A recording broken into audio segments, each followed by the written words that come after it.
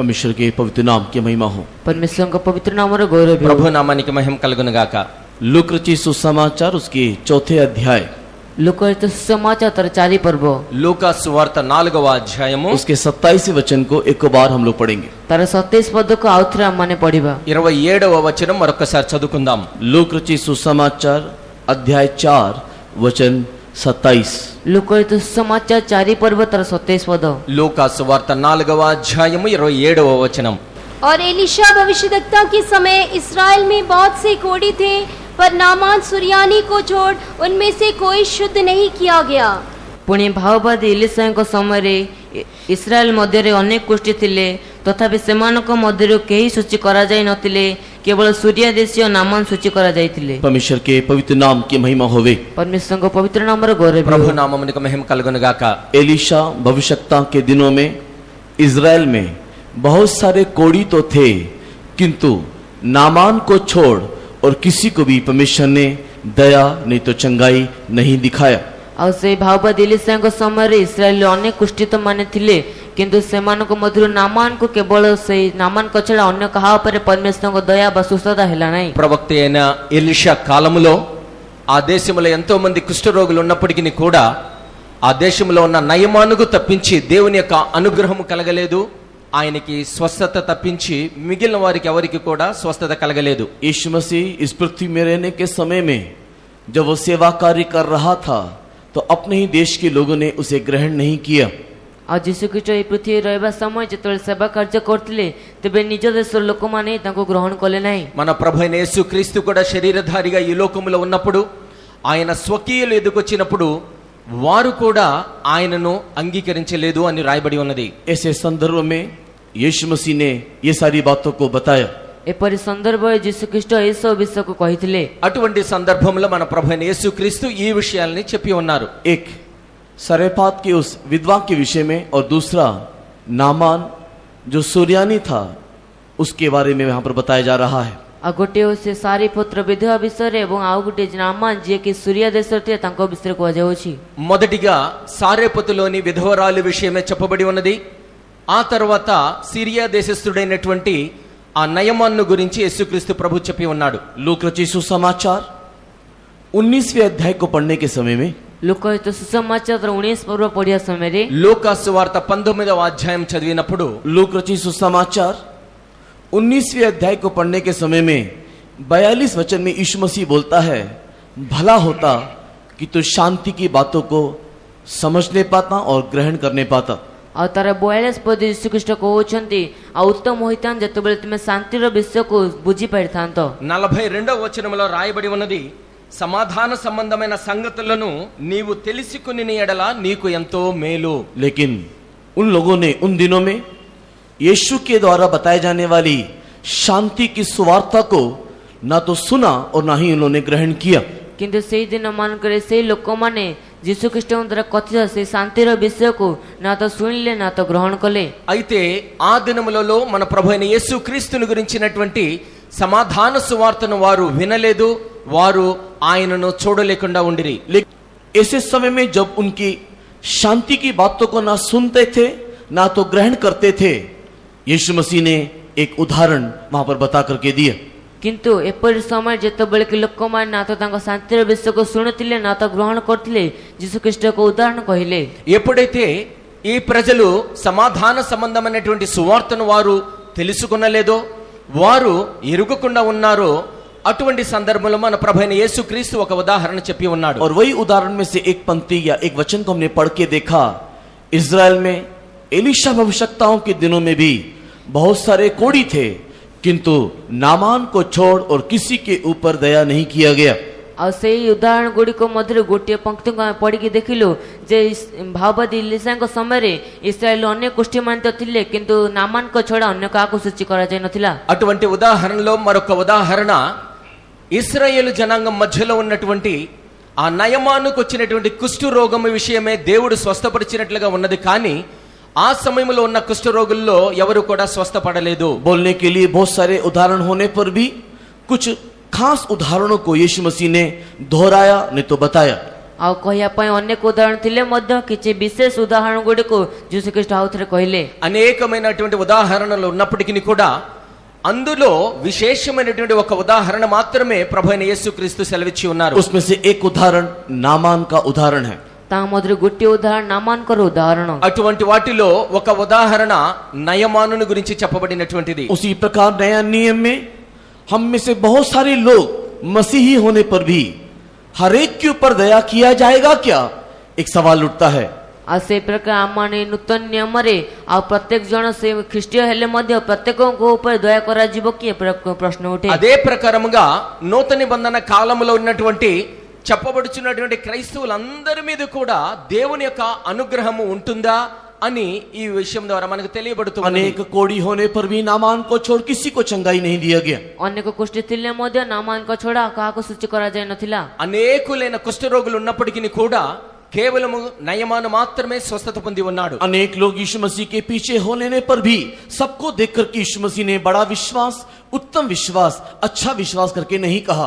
ଆଉ ଅନେକ ଲୋକ ସେ ଯୀଶୁଙ୍କ ପଛେ ଥିଲେ ମଧ୍ୟ ସମସ୍ତଙ୍କୁ ଦେଖି ସେ ଉତ୍ତମ ବିଶ୍ୱାସ ବା ବଡ଼ ବିଶ୍ୱାସ ବୋଲି କହିଲେ ନାହିଁ। అనేకులు ఆయనను వెంబడిస్తున్నప్పటికీ కూడా వారందరిని చూచి ప్రతి ఒక్కరిలో మంచి విశ్వాసము, ఉత్తమమైన విశ్వాసము, గొప్ప విశ్వాసము ఉంది అని ఆయన చెప్పడం లేదు. सारे लोग यीशु मसीह को हे प्रभु करके पुकारते हैं तो भी सारे लोग परमेश्वर के राज्य के अधिकारी नहीं होंगे।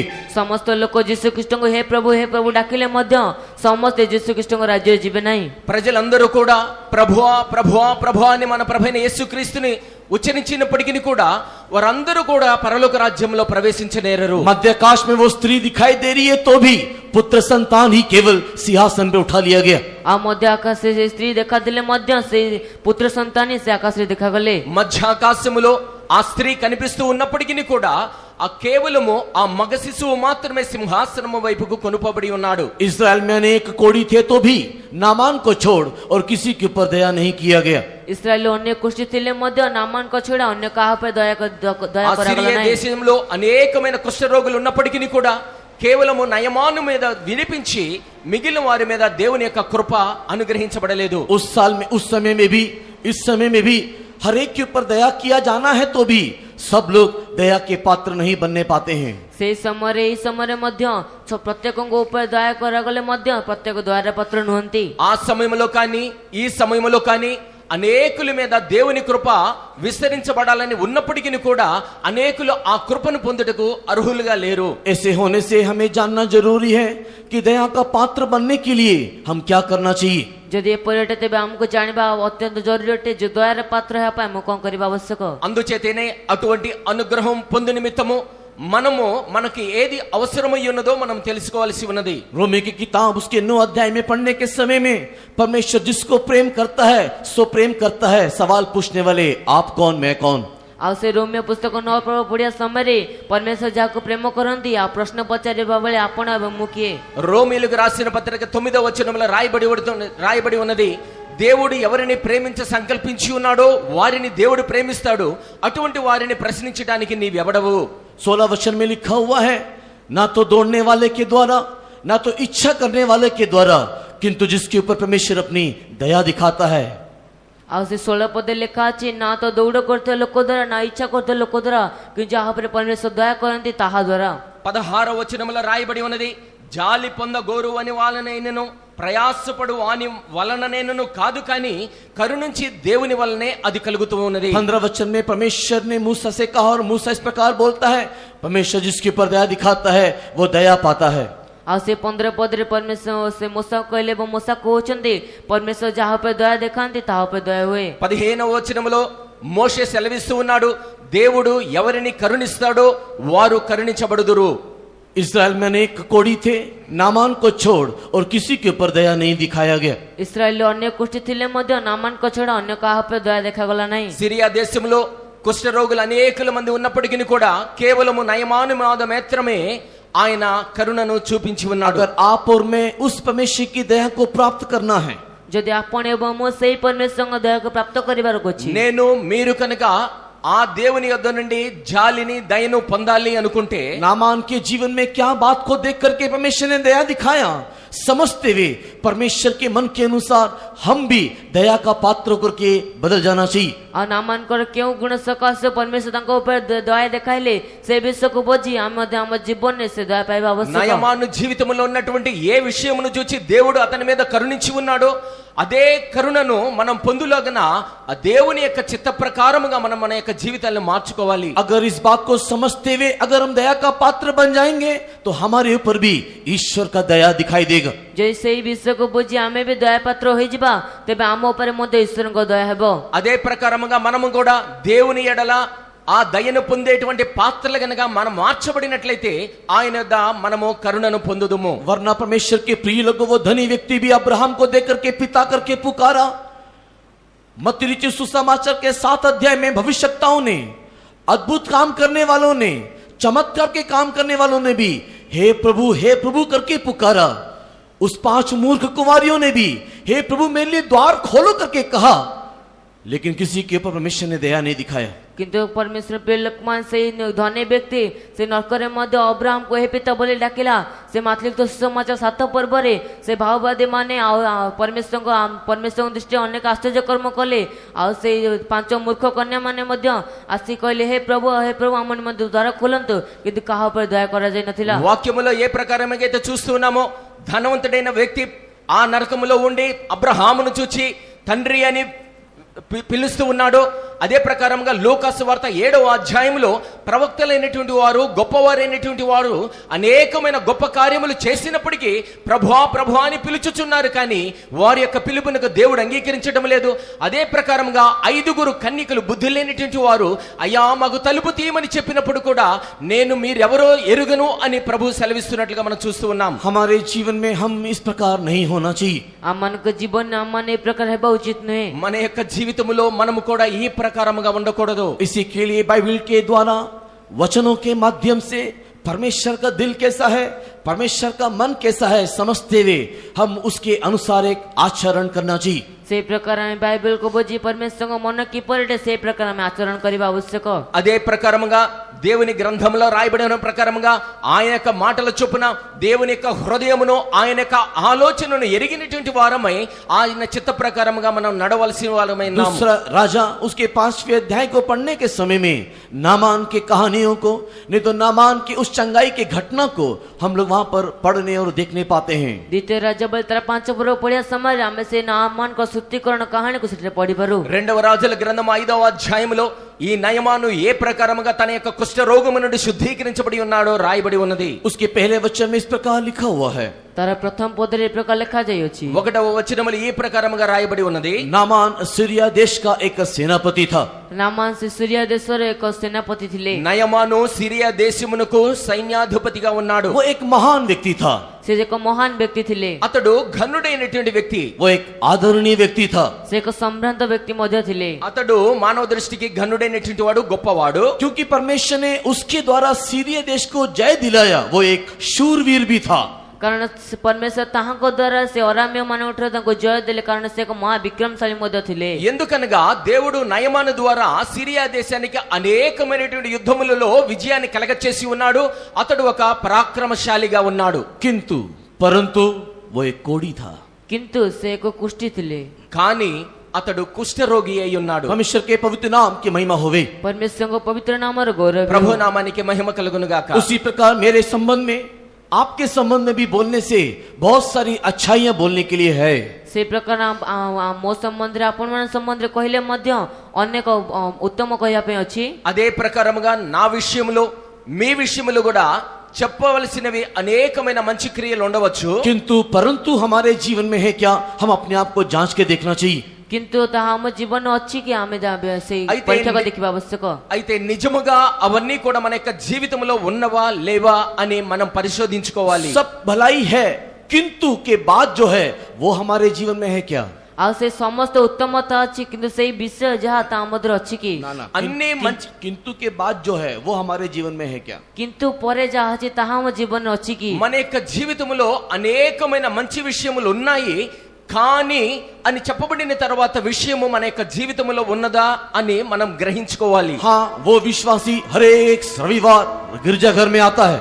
ହଁ ସେଇ ବିଶ୍ୱାସୀ ପ୍ରତ୍ୟେକ ରବିବାର ସେ ଗୀର୍ଜା ଗୃହରେ ଆସନ୍ତି। ఆ పలానా విశ్వాసి ప్రతి ఆదివారం కూడా విశ్వాస గృహానికి बाइबल వస్తాడు। स्टडी में ठारी मीटिंग में भी आता है। ବାଇବେଲ ଅଧ୍ୟୟନରେ ସେ ପବିତ୍ର ଆତ୍ମାଙ୍କ ସଭାରେ ମଧ୍ୟ ଆସନ୍ତି। బైబిల్ అధ్యాయానికి త్యారి మీటింగ్ కూడా వస్తాడు। कन्वेंशन में जाता है, कन्वेंशन में मदद भी करता है। ସମ୍ମିଳନୀରେ ଯାଆନ୍ତି, ସମ୍ମିଳନୀରେ ସାହାଯ୍ୟ ମଧ୍ୟ କରନ୍ତି। కన్వెన్షన్స్ కి వెళతాడు, అక్కడ సహాయం కూడా చేస్తాడు। उपवास भी लेता है, दशमांश भी देता है। ଉପବାସ ମଧ୍ୟ ନିଅନ୍ତି, ଦଶମାଂଶ ମଧ୍ୟ ଦିଅନ୍ତି। ఉపవాసం ఉంటాడు, దశమ భాగాలు కూడా చెల్లిస్తూ ఉంటాడు। वो सप्ताह में एक दिन उपवास भी लेता है। ଆଉ ସପ୍ତାହରେ ଗୋଟିଏ ଦିନ ଉପବାସ ମଧ୍ୟ ନିଅନ୍ତି। ఆ వారములో ఒక్క దినము ఉపవాసం ఉంటాడు। सब कुछ ठीक है, किंतु परंतु ସବୁ କିଛି ଠିକ ଅଟେ, କିନ୍ତୁ ମାତ୍ର అన్ని మంచిగానే ఉన్నాయి, కానీ అయినా परमेश्वर के पवित्र नाम की महिमा होवे। परमेश्वरଙ୍କ पवित्र नामର ప్రభు ଗୌରବ ହେଉ। నామానికి మహిమ కలుగును గాక। यहाँ पर नामान किंतु एक कोड़ी था करके लिखा हुआ है। ଏଠାରେ ନାମାନ ମାତ୍ର ଏକ କୁଷ୍ଠି ଥିଲେ ବୋଲି ଲେଖାଯାଇଅଛି। ఇక్కడ నయమాను కానీ అతడు కుష్ఠరోగి అని వ్రాయబడి ఉన్నది। परमेश्वर के वचनों से सबसे पहले ये कोड़ क्या है, इसके संबंध में हम लोग ध्यान कर रहे थे। ଆଉ ପରମେଶ୍ୱର ବାକ୍ୟ ସବୁଠୁ ପ୍ରଥମେ କୁଷ୍ଠ କଣରେ ସେଇ ବିଷୟରେ ଆମେ ଧ୍ୟାନ କରୁଥିଲୁ। అన్నిటికంటే మొట్టమొదటిగా ఈ కుష్ఠరోగము అనేది ఏమిటి అనేది ఈ దినాల్లో మనం ధ్యానిస్తూ ఉన్నాం। हो सकता है शरीर में कोई कुष्ठ हमारे ऊपर ना हो, ହୋଇପାରେ ଶରୀରରେ ଆମ ମଧ୍ୟରେ કોઈ କୁଷ୍ଠ ନ ହୋଇପାରେ, బహుశా శరీర రీత్యా మనలో ఒక కుష్ఠరోగము లేకపోవచ్చు, किंतु हमारे आत्मिक शरीर में, हमारे आत्मिक जीवन में एक कुष्ठ नित्य कोड़ हो सकता है। କିନ୍ତୁ ଆମମାନଙ୍କ ଆତ୍ମିକ ଶରୀରରେ ଆମମାନଙ୍କ ଆତ୍ମିକ ଜୀବନରେ ଏକ କୁଷ୍ଠ ହୋଇପାରେ। అయితే మన యొక్క ఆత్మీయ శరీరములో ఆత్మీయ జీవితములో ఒక కుష్ఠరోగము మనకు ఉండవచ్చు। बताने की जरूरत नहीं, आप लोग शायद जानते होंगे कि पहला कुरिन्थी उसके 15वां अध्याय को पढ़ने के समय में ଆଉ କହିବାର ଆବଶ୍ୟକ ନାହିଁ, ହୋଇପାରେ ଆପଣ ଜାଣିଥିବେ ଯେ ପ୍ରଥମ కొరింథీ 15 పర్ବରେ କ'ଣ ଲେଖା ଅଛି। మరలా చెప్పవలసిన అవసరం ఉండకపోవచ్చు, ఎందుకంటే మీకు అందరికీ తెలిసి ఉండవచ్చు। మొదటి కొరింథీయులకు రాసిన పత్రిక 15వ అధ్యాయములో రాయబడి ఉన్నది। पहला कुरिन्थी 15वां अध्याय उसके 44वां वचन को 44 वर्ष को पढ़ने के समय में वहां पर लिखा हुआ है, अगर एक प्रकृति शरीर है तो एक आत्मिक शरीर भी है। ଆଉ ସେ ପ୍ରଥମ కొరింథీ 15 ପର୍ବ 44 ପଦରେ ଲେଖାଯାଇଅଛି, ଯଦି ଏକ ପ୍ରାକୃତିକ ଶରୀର ଅଛି ତେବେ ଏକ ଆତ୍ମିକ ଶରୀର ମଧ୍ୟ ଅଛି। మొదటి కొరింథీయులకు రాసిన పత్రిక 15వ అధ్యాయం 44వ వచనము చదివినప్పుడు ప్రకృతి సంబంధమైనటువంటి శరీరము ఉన్నది కనుక ఆత్మ సంబంధమైనటువంటి శరీరము కూడా ఉన్నది అని వ్రాయబడి ఉన్నది। हो सकता है कि हम लोग इस प्रकृति के शरीर में कोड़ी ना हो, किंतु हमारे आत्मिक शरीर की अवस्था क्या। ହୋଇପାରେ ଆମେ ସେଇ ପ୍ରାକୃତିକ ଶରୀରରେ କୁଷ୍ଠି ନ ହୋଇପାରୁ, କିନ୍ତୁ ଆମମାନଙ୍କ ଆତ୍ମିକ ଜୀବନରେ କ'ଣ ଅଟେ। బహుశా ప్రకృతి సంబంధమైనటువంటి శరీరములో ఆ కుష్ఠరోగం ఉండకపోవచ్చేమో కానీ ఆత్మ సంబంధమైనటువంటి శరీరములో ఆ రోగం ఉన్నదా? हम लोग प्रकृति के शरीर को पोषित करने के लिए, सुरक्षित रखने के लिए, चंगाई में बनाए रखने के लिए भरसक हर रीति प्रयत्न करते हैं, किंतु आत्मिक शरीर के संबंध में क्या।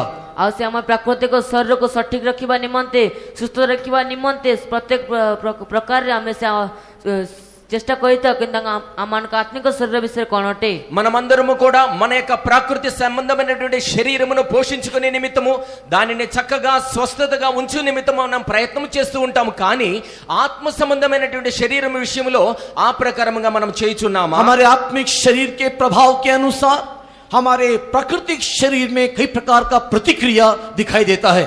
ଆମମାନଙ୍କ ଆତ୍ମିକ ଶରୀର ପ୍ରଭାବ ଅନୁସାରେ ଆମ ପ୍ରାକୃତିକ ଶରୀରରେ କେତେ ପ୍ରକାର ପ୍ରଭାବ ଦେଖାଯାଇଥାଏ। మన ఆత్మ సంబంధమైనటువంటి శరీరమునకు సంబంధించినటువంటి ఆ యొక్క విషయములన్నీ కూడా ప్రతిక్రియగా మన ప్రకృతి సంబంధమైనటువంటి శరీరములో మనకు కనిపిస్తూ ఉంటాయి। बहुत सारे उदाहरण बाइबल में है बोलने के लिए, लेकिन मेरे पास समय नहीं है बताने के लिए। ଆଉ బైబిల్లో ଅନେକ ଗୁଡ଼ିଏ ఉదాహరణ ଅଛି, କିନ୍ତୁ କହିବା ପାଇଁ ସମୟ ନାହିଁ। అనేకమైనటువంటి ఉదాహరణలు బైబిల్ గ్రంథంలో రాయబడి ఉన్నాయి, అయితే సమయం తక్కువగా ఉన్నది కాబట్టి అన్ని చెప్పడం వల్ల కాదు। झोले का मारा एक व्यक्ति यीशु मसीह के पास जब आया, यीशु मसीह ने उसके झोले की बीमारी को चंगाई नहीं किया, लेकिन उसके पाप को क्षमा किया। ସେ ପକ୍ଷାଘାତ ରୋଗୀ ଯେତେବେଳେ ଯୀଶୁଖ୍ରୀଷ୍ଟଙ୍କ ପାଖକୁ ଆସିଲା, ଯୀଶୁଖ୍ରୀଷ୍ଟ ତାର ପକ୍ଷାଘାତକୁ ସେ ସୁସ୍ଥ କଲେ ନାହିଁ, କିନ୍ତୁ ତା ପାପକୁ ଦୂର కలే। వాక్యముని గనక చూచినట్లయితే పక్షవాయువుతో వచ్చినటువంటి ఆ మనుష్యుని, ఆ పక్షవాయువు రోగమును దేవుడు స్వస్థపరచలేదు, కానీ దానికంటే ముందుగా అతనిలో ఉన్నటువంటి పాపములను ఆయన క్షమించినట్లు రాయబడి ఉన్నది। उस 18 साल से कुबड़ी स्त्री को परमेश्वर मसीह ने सीधा होने के लिए नहीं कहा, लेकिन उसको बांध कर रखने वाले बंधन को यीशु मसीह ने तोड़ दिया। ଆଉ ସେ 18 ବର୍ଷରୁ ସେ କୁବ୍ଜା ହୋଇଥିବା ସ୍ତ୍ରୀକୁ ସେ ସିଧା ହେବା ପାଇଁ କହିଲେ ନାହିଁ, କିନ୍ତୁ ତାକୁ ବାନ୍ଧି ରଖିଥିବା ସେ ବନ୍ଧନକୁ ସେ ଭାଙ୍ଗିଦେଲେ। 18 సంవత్సరముల నుండి బలహీనపరచబడినటువంటి ఆత్మ చేత వంగిపోయినటువంటి నడుము కలిగినటువంటి ఆ స్త్రీని స్వస్థపరచలేదు, కానీ ఆ బలహీనపరిచేటువంటి ఆ దెయ్యమును ఆయన వెళ్ళగొట్టినట్లుగా రాయబడి ఉన్నది। 38 वर्ष से बीमार पड़ा हुआ वो व्यक्ति, दुर्बलता में जकड़ा हुआ व्यक्ति को यीशु मसीह ने जाकर के 38 वर्ष की बीमारी को चंगाई नहीं किया, लेकिन बीमारी के कारण जो आत्मा में दिखाई देने वाली जो पाप का बंधन था उसको यीशु मसीह ने तोड़ करके चंगाई किया। से 38 पद रोगाक्रांत देखा जाता से व्यक्ति को से 38 पद वर्ष रोग को जीशु ख्रीष्ट सुस्थ कले नहीं, क्योंकि से रोग कारण आत्मिक जीवन देखा पाप को दूर कले। 38 సంవత్సరముల నుంచి ఆ కోని యొద్ద పడి ఉన్నటువంటి ఆ రోగిని దేవుడు స్వస్థపరచలేదు, కానీ ఆ రోగమునకు కారణముగా ఉన్నటువంటి ఏదైతే బంధకము పాపము ఏదైతే ఉన్నదో ఈ ప్రభువైన యేసు దానిని ఆయన స్వస్థపరిచినట్లుగా మనం చూస్తూ ఉన్నాం। एक पिता अपने पुत्र के संबंध में यीशु मसीह से आकर के कहता है कि मेरे बेटे को एक दुष्ट आत्मा ने जकड़ा हुआ है, इस कारण से वो गूंगा है, बोलने नहीं पाता है। जने पिता निज पुत्र संबंध जीशु ख्रीष्ट कहते आ मोर पुत्र को दुष्ट आत्मा जाबोर धरि अछि, सेही कारण से मुख को कथा कहि पारु नाही। ఒక పిల్లవాని తండ్రి ప్రభువైన యేసుక్రీస్తు యొద్దకు చెబుతూ ఉన్నాడు, ఒక అపవిత్రాత్మ నా కుమారుని పట్టి ఉన్నది, అందుచేతనే అతడు మాటలేడలేక మోగవాడుగాను చెవిటివాడుగాను ఉన్నాడు। लेकिन जब यीशु मसीह ने उसके अंदर से दुष्ट आत्मा निकाला तो यीशु मसीह ने इस प्रकार कहा, हे गूंगे और बहिरे आत्मा बाहर निकला। आज जीशु ख्रीष्ट मध्य से दुष्ट आत्मा बाहर करने समय ए प्रकार कहले, हे गुंगा एवं से कालो आत्मा तू आटो बाहर जा। ఎప్పుడైతే ఆ పిల్లవాని శరీరములో నుండి ఆ అపవిత్రాత్మను వెళ్ళగొట్టుచున్నాడో ప్రభువైన యేసుక్రీస్తు చెబుతున్నాడు, ఓ మూగవైన చెవిటి దెయ్యమా ఆ పిల్లవాడిలో నుండి నువ్వు బయటికి రా। उसी प्रकार परमेश्वर के प्रिय लोगों, शरीर में से हम लोग शायद अच्छे दिखाई देते होंगे, लेकिन आत्मिक बातों में बढ़ोतरी ना होने के कारण हमारे आत्मिक शरीर में कोढ़ हो सकता है।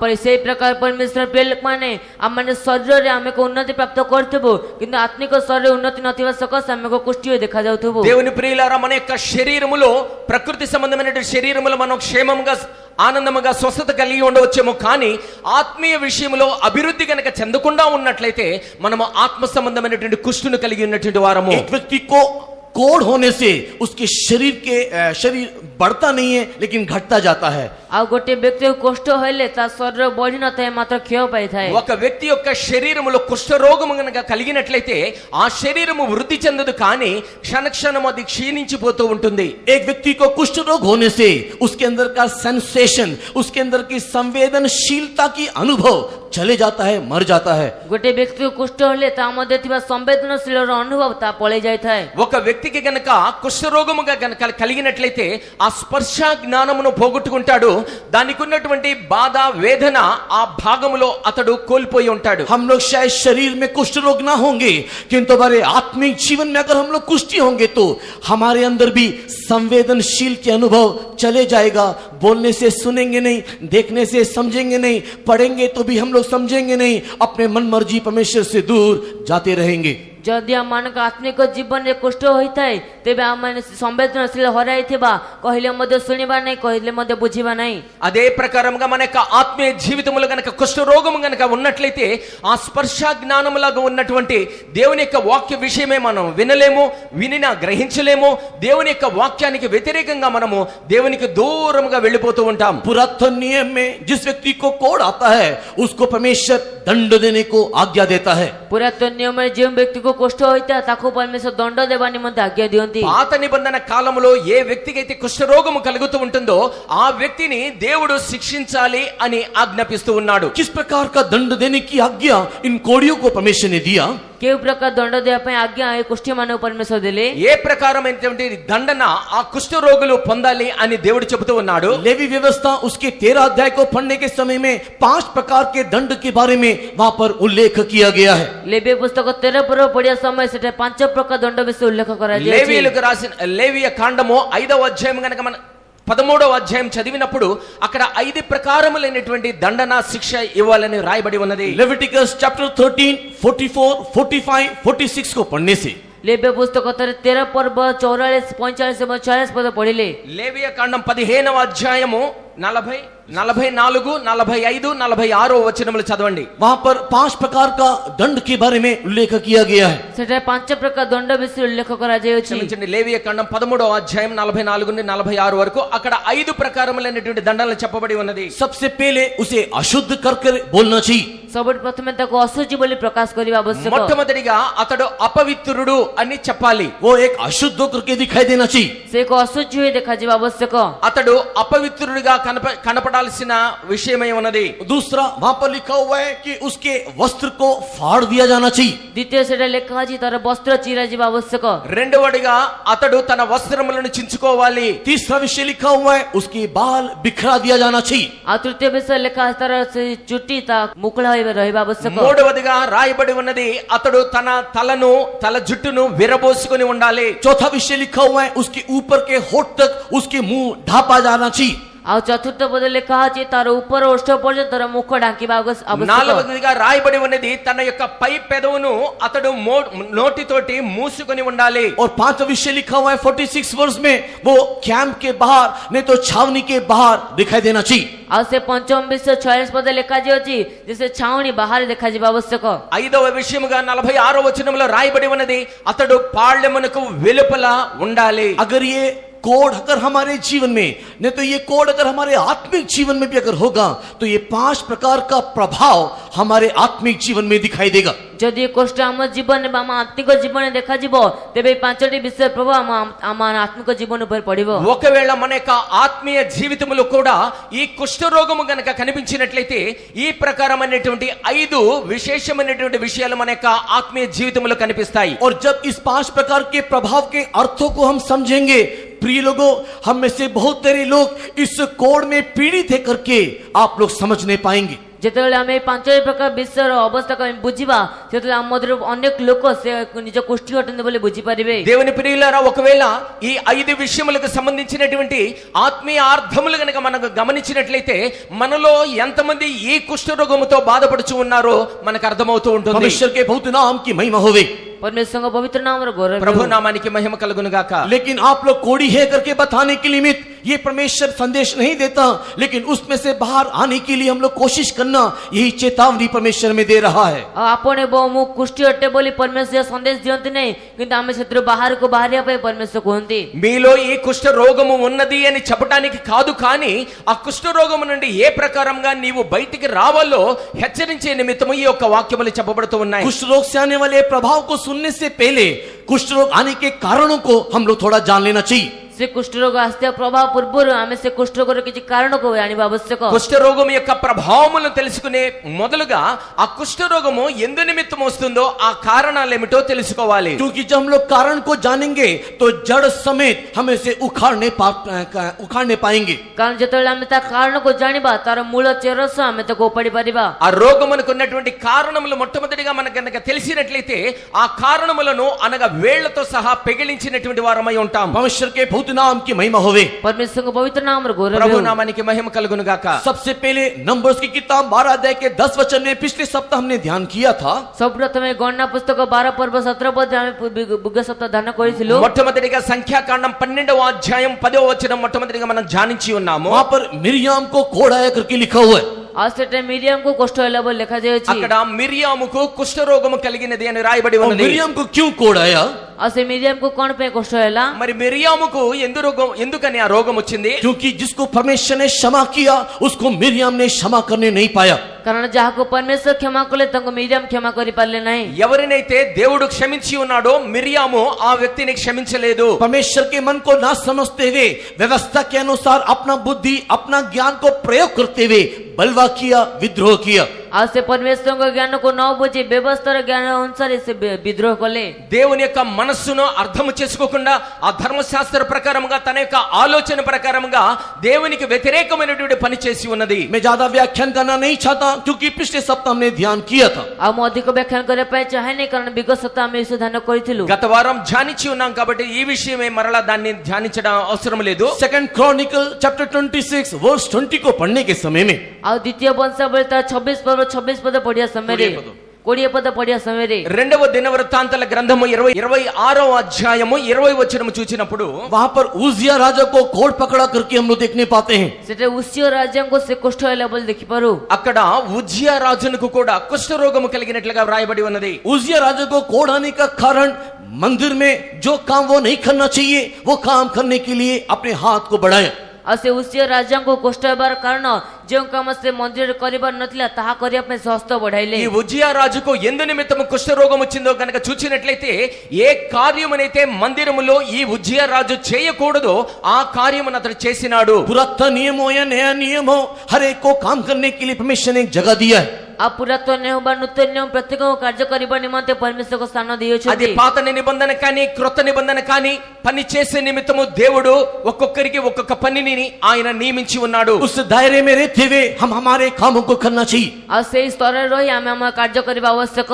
అదే స్థలములో ఉండి మనము మనకు అప్పగించబడినటువంటి కార్యములు చేయాలి। लेकिन उजिया राजा के विषय में 16 वचन में जैसे लिखा है, घमंड में फूल करके उसने वो काम करना चाहा जो उसे नहीं करना चाहिए था। आ किंतु उसे राज्यांगो बेसी 16 पद लिखा जे अछि से गर्वरे उत्फुल्लित होई से कार्य करिया पई चाहिले जहा ता करिबा उचित नही। 16వ వచనంలో రాయబడి ఉన్నది, ఆ ఉజ్జియా రాజు గర్వముతో చెడిపోయినటువంటి వాడై అతడు ఏదైతే చేయకూడదో ఆ కార్యమును చేసినట్లు రాయబడి ఉన్నది। घमंड नहीं तो अहंकार विनाश का कारण बन जाता है। से अहंकार विनाश रा कारण होई थाए। అహంకారం ఏదైతే ఉంటుందో అది నాశనమునకు కారణముగా ఉంటుంది। दूसरा राजा 15 अध्याय को पढ़ने के समय में द्वितीय राज्य बोली 15 पर्व पढ़िया समय रे రెండవ రాజుల గ్రంథము 15వ అధ్యాయం చూచినప్పుడు सेकंड किंग चैप्टर 15 को पढ़ने के समय में 5th वर्ष में अजरिया राजा के बारे में लिखा हुआ है। द्वितीय राज्य बोली 15 पर्व 5 पद पढ़ले सेटा आश्चर्य राजांगो बेसे लिखा जाय अछि। రెండవ రాజుల గ్రంథం 15వ అధ్యాయము 5వ వచనం గనుక చూచినట్లయితే రాజైన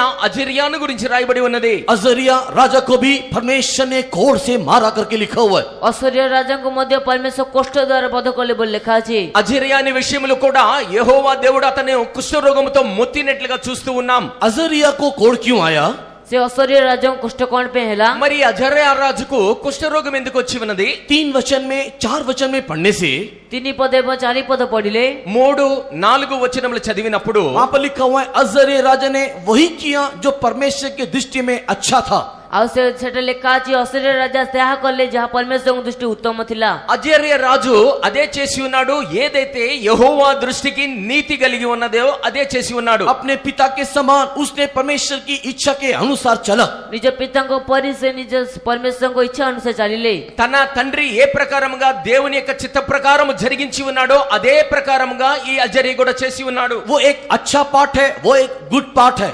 आसे को उत्तम विषय व भलो विषय अटे। అది ఉత్తమమైనటువంటిది, మంచి అయినటువంటి కార్యములు। उसने अच्छा काम किया कि परमेश्वर की इच्छा के अनुसार, ये जो परमेश्वर की दृष्टि में सही था उसी के अनुसार काम किया। आसे उत्तम कार्य करले जहा परमेश्वर दृष्टि ठीक थिला ताहा से चालिले। అతడు చేసినదంతా కూడా ఉత్తమమైనటువంటి కార్యము, ఏదైతే దేవుని దృష్టికి న్యాయమైనదో దానినే చేసి ఉన్నాడు। लेकिन 5वें वचन में लिखा हुआ है, 4थे वचन में लिखा है किन 4 पर्व लिखा जाय अछि అయితే 4వ వచనములో రాయబడి ఉన్నది, कि उसने दूसरे वेदियों को नहीं तोड़ा। से अन्य वेदी मानो को भांगिले उच्च स्थल को भांगिले नहीं। అయితే అక్కడ రాయబడి ఉన్నది, ఇతరములైనటువంటి ఉన్నత స్థలములను అతడు పగలగొట్టలేదు। उसने परमेश्वर की मर्जी में जो सही था वो तो किया ही किया। आज जहा परमेश्वर दृष्टि यथार्थ ताहा से कले అతడు దేవుని దృష్టికి ఏదైతే ఉత్తమమైనదో అదైతే చేశాడు। కానీ लेकिन उसके राज्य में अन्य लोगों को सिखाने के लिए, नहीं तो बताने के लिए उस वेदी को उसने तोड़ा नहीं। किंतु तांको राज्य अन्य लोक मान को सिखाइबा निमंते से उच्च स्थल को भांगिले नहीं। అయితే అతని రాజ్యములో ఇతర జనులు, అన్యులైనటువంటి జనులు నేర్చుకునే విధముగా అతడు జరిగించలేదు। परमेश्वर के प्रिय लोगों, हम लोग जो परमेश्वर की दृष्टि में सही है वो तो करना चाहिए।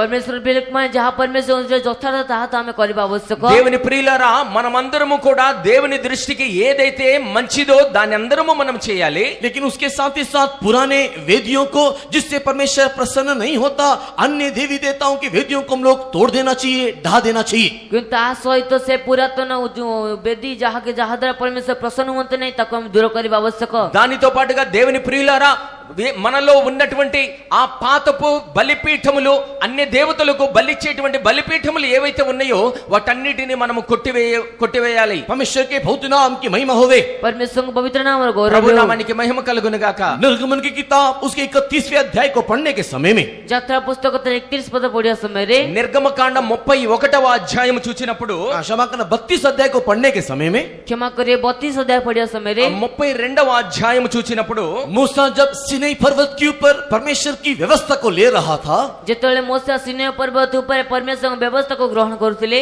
సినాయి పర్వతం మీద మోషే ఎప్పుడైతే దేవుని యొక్క 10 ఆజ్ఞలు తీసుకుని వస్తూ ఉన్నాడో, सुनै पर्वत में परमेश्वर का नमूना को जब वो देख रहा था, ଯେତେବେଳେ ସିନେ पर्वत से परमेश्वर को नमूना को देखुଥିଲେ, ఆ మాదిరి సినాయి పర్వతం మీద దేవుడు ఏదైతే మోషేకి చూపిస్తూ ఉన్నాడో, नीचे हारून ने वहां पर एक वेदी बनाया करके लिखा हुआ है।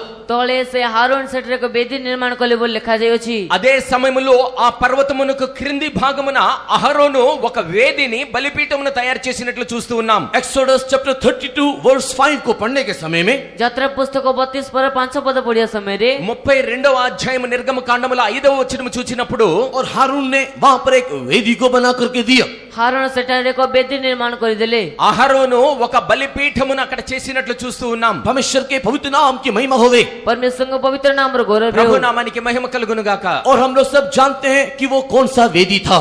आमन समझ जानु जैसे के क्यों बेदी थिला। అది ఏ బలిపీఠమో మనందరికీ తెలుసు. परमेश्वर के पवित्र नाम की महिमा होवे। परमेश्वर को पवित्र नाम और गौरव ప్రభు हो। నామానికి మహిమ కలుగును గాక. सिनै पर्वत के ऊपर परमेश्वर मूसा को सोना और चांदी के विषय में एक नमूना बता रहा है। सिन्हा पर्वत ऊपर परमेश्वर मूसा को सोना एवं रूपा विषय को नमूना देखावुచుంది। మోషేకి ఆ సినాయి పర్వతం మీద దేవుడు బంగారము వెండితో చేయవలసినటువంటి ఒక మాదిరిని చూపిస్తూ ఉన్నాడు. वो सिनै पर्वत के ऊपर परमेश्वर मूसा को 40 दिन 40 रात रख करके वो अपने उंगलियों से व्यवस्था लिख करके दे रहा है। और से सिन्हा पर्वत ऊपर परमेश्वर मूसा को 40 दिन 40 रात रखी निज अंगुली रे से व्यवस्था लिखुచుంది। ఆ సినాయి పర్వతం మీద 40 దినములు 40 రాత్రులు మోషేకి దేవుడు తన స్వహస్తముల చేత తన వ్రేళ్ల చేత ధర్మశాస్త్రమును రాసి ఇస్తూ ఉన్నాడు. परमेश्वर कौन है, उसकी आराधना कैसे करना चाहिए, कब कैसे रहना चाहिए, उसके बारे में व्यवस्था परमेश्वर मूसा को दे रहा है। परमेश्वर की अटन तांको अन्न केतबळी किपरि करिबा आवश्यक ता विषय एक व्यवस्था देउచుంది। దేవుడు ఎవరు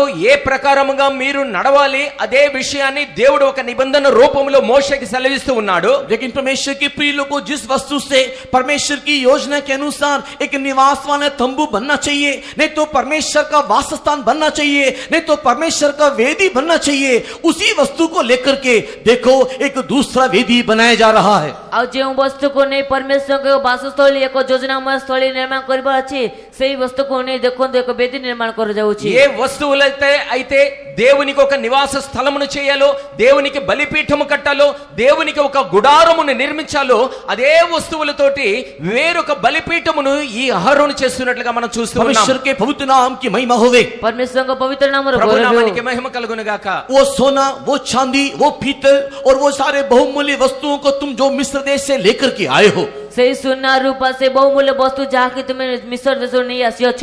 ఏ బంగారము వెండి ఇత్తడి అనేటువంటి అమూల్యమైన వస్తువులు ఐగుప్తు దేశంలో నుండి నువ్వు తీసుకొని వచ్చి ఉన్నావు. मरुभूमि में परमेश्वर के लिए वो उपयोगी होकर के बदल जाना चाहिए। मरु मेरे परमेश्वर को निमंत उपयोगी बदल जीव आवश्यक।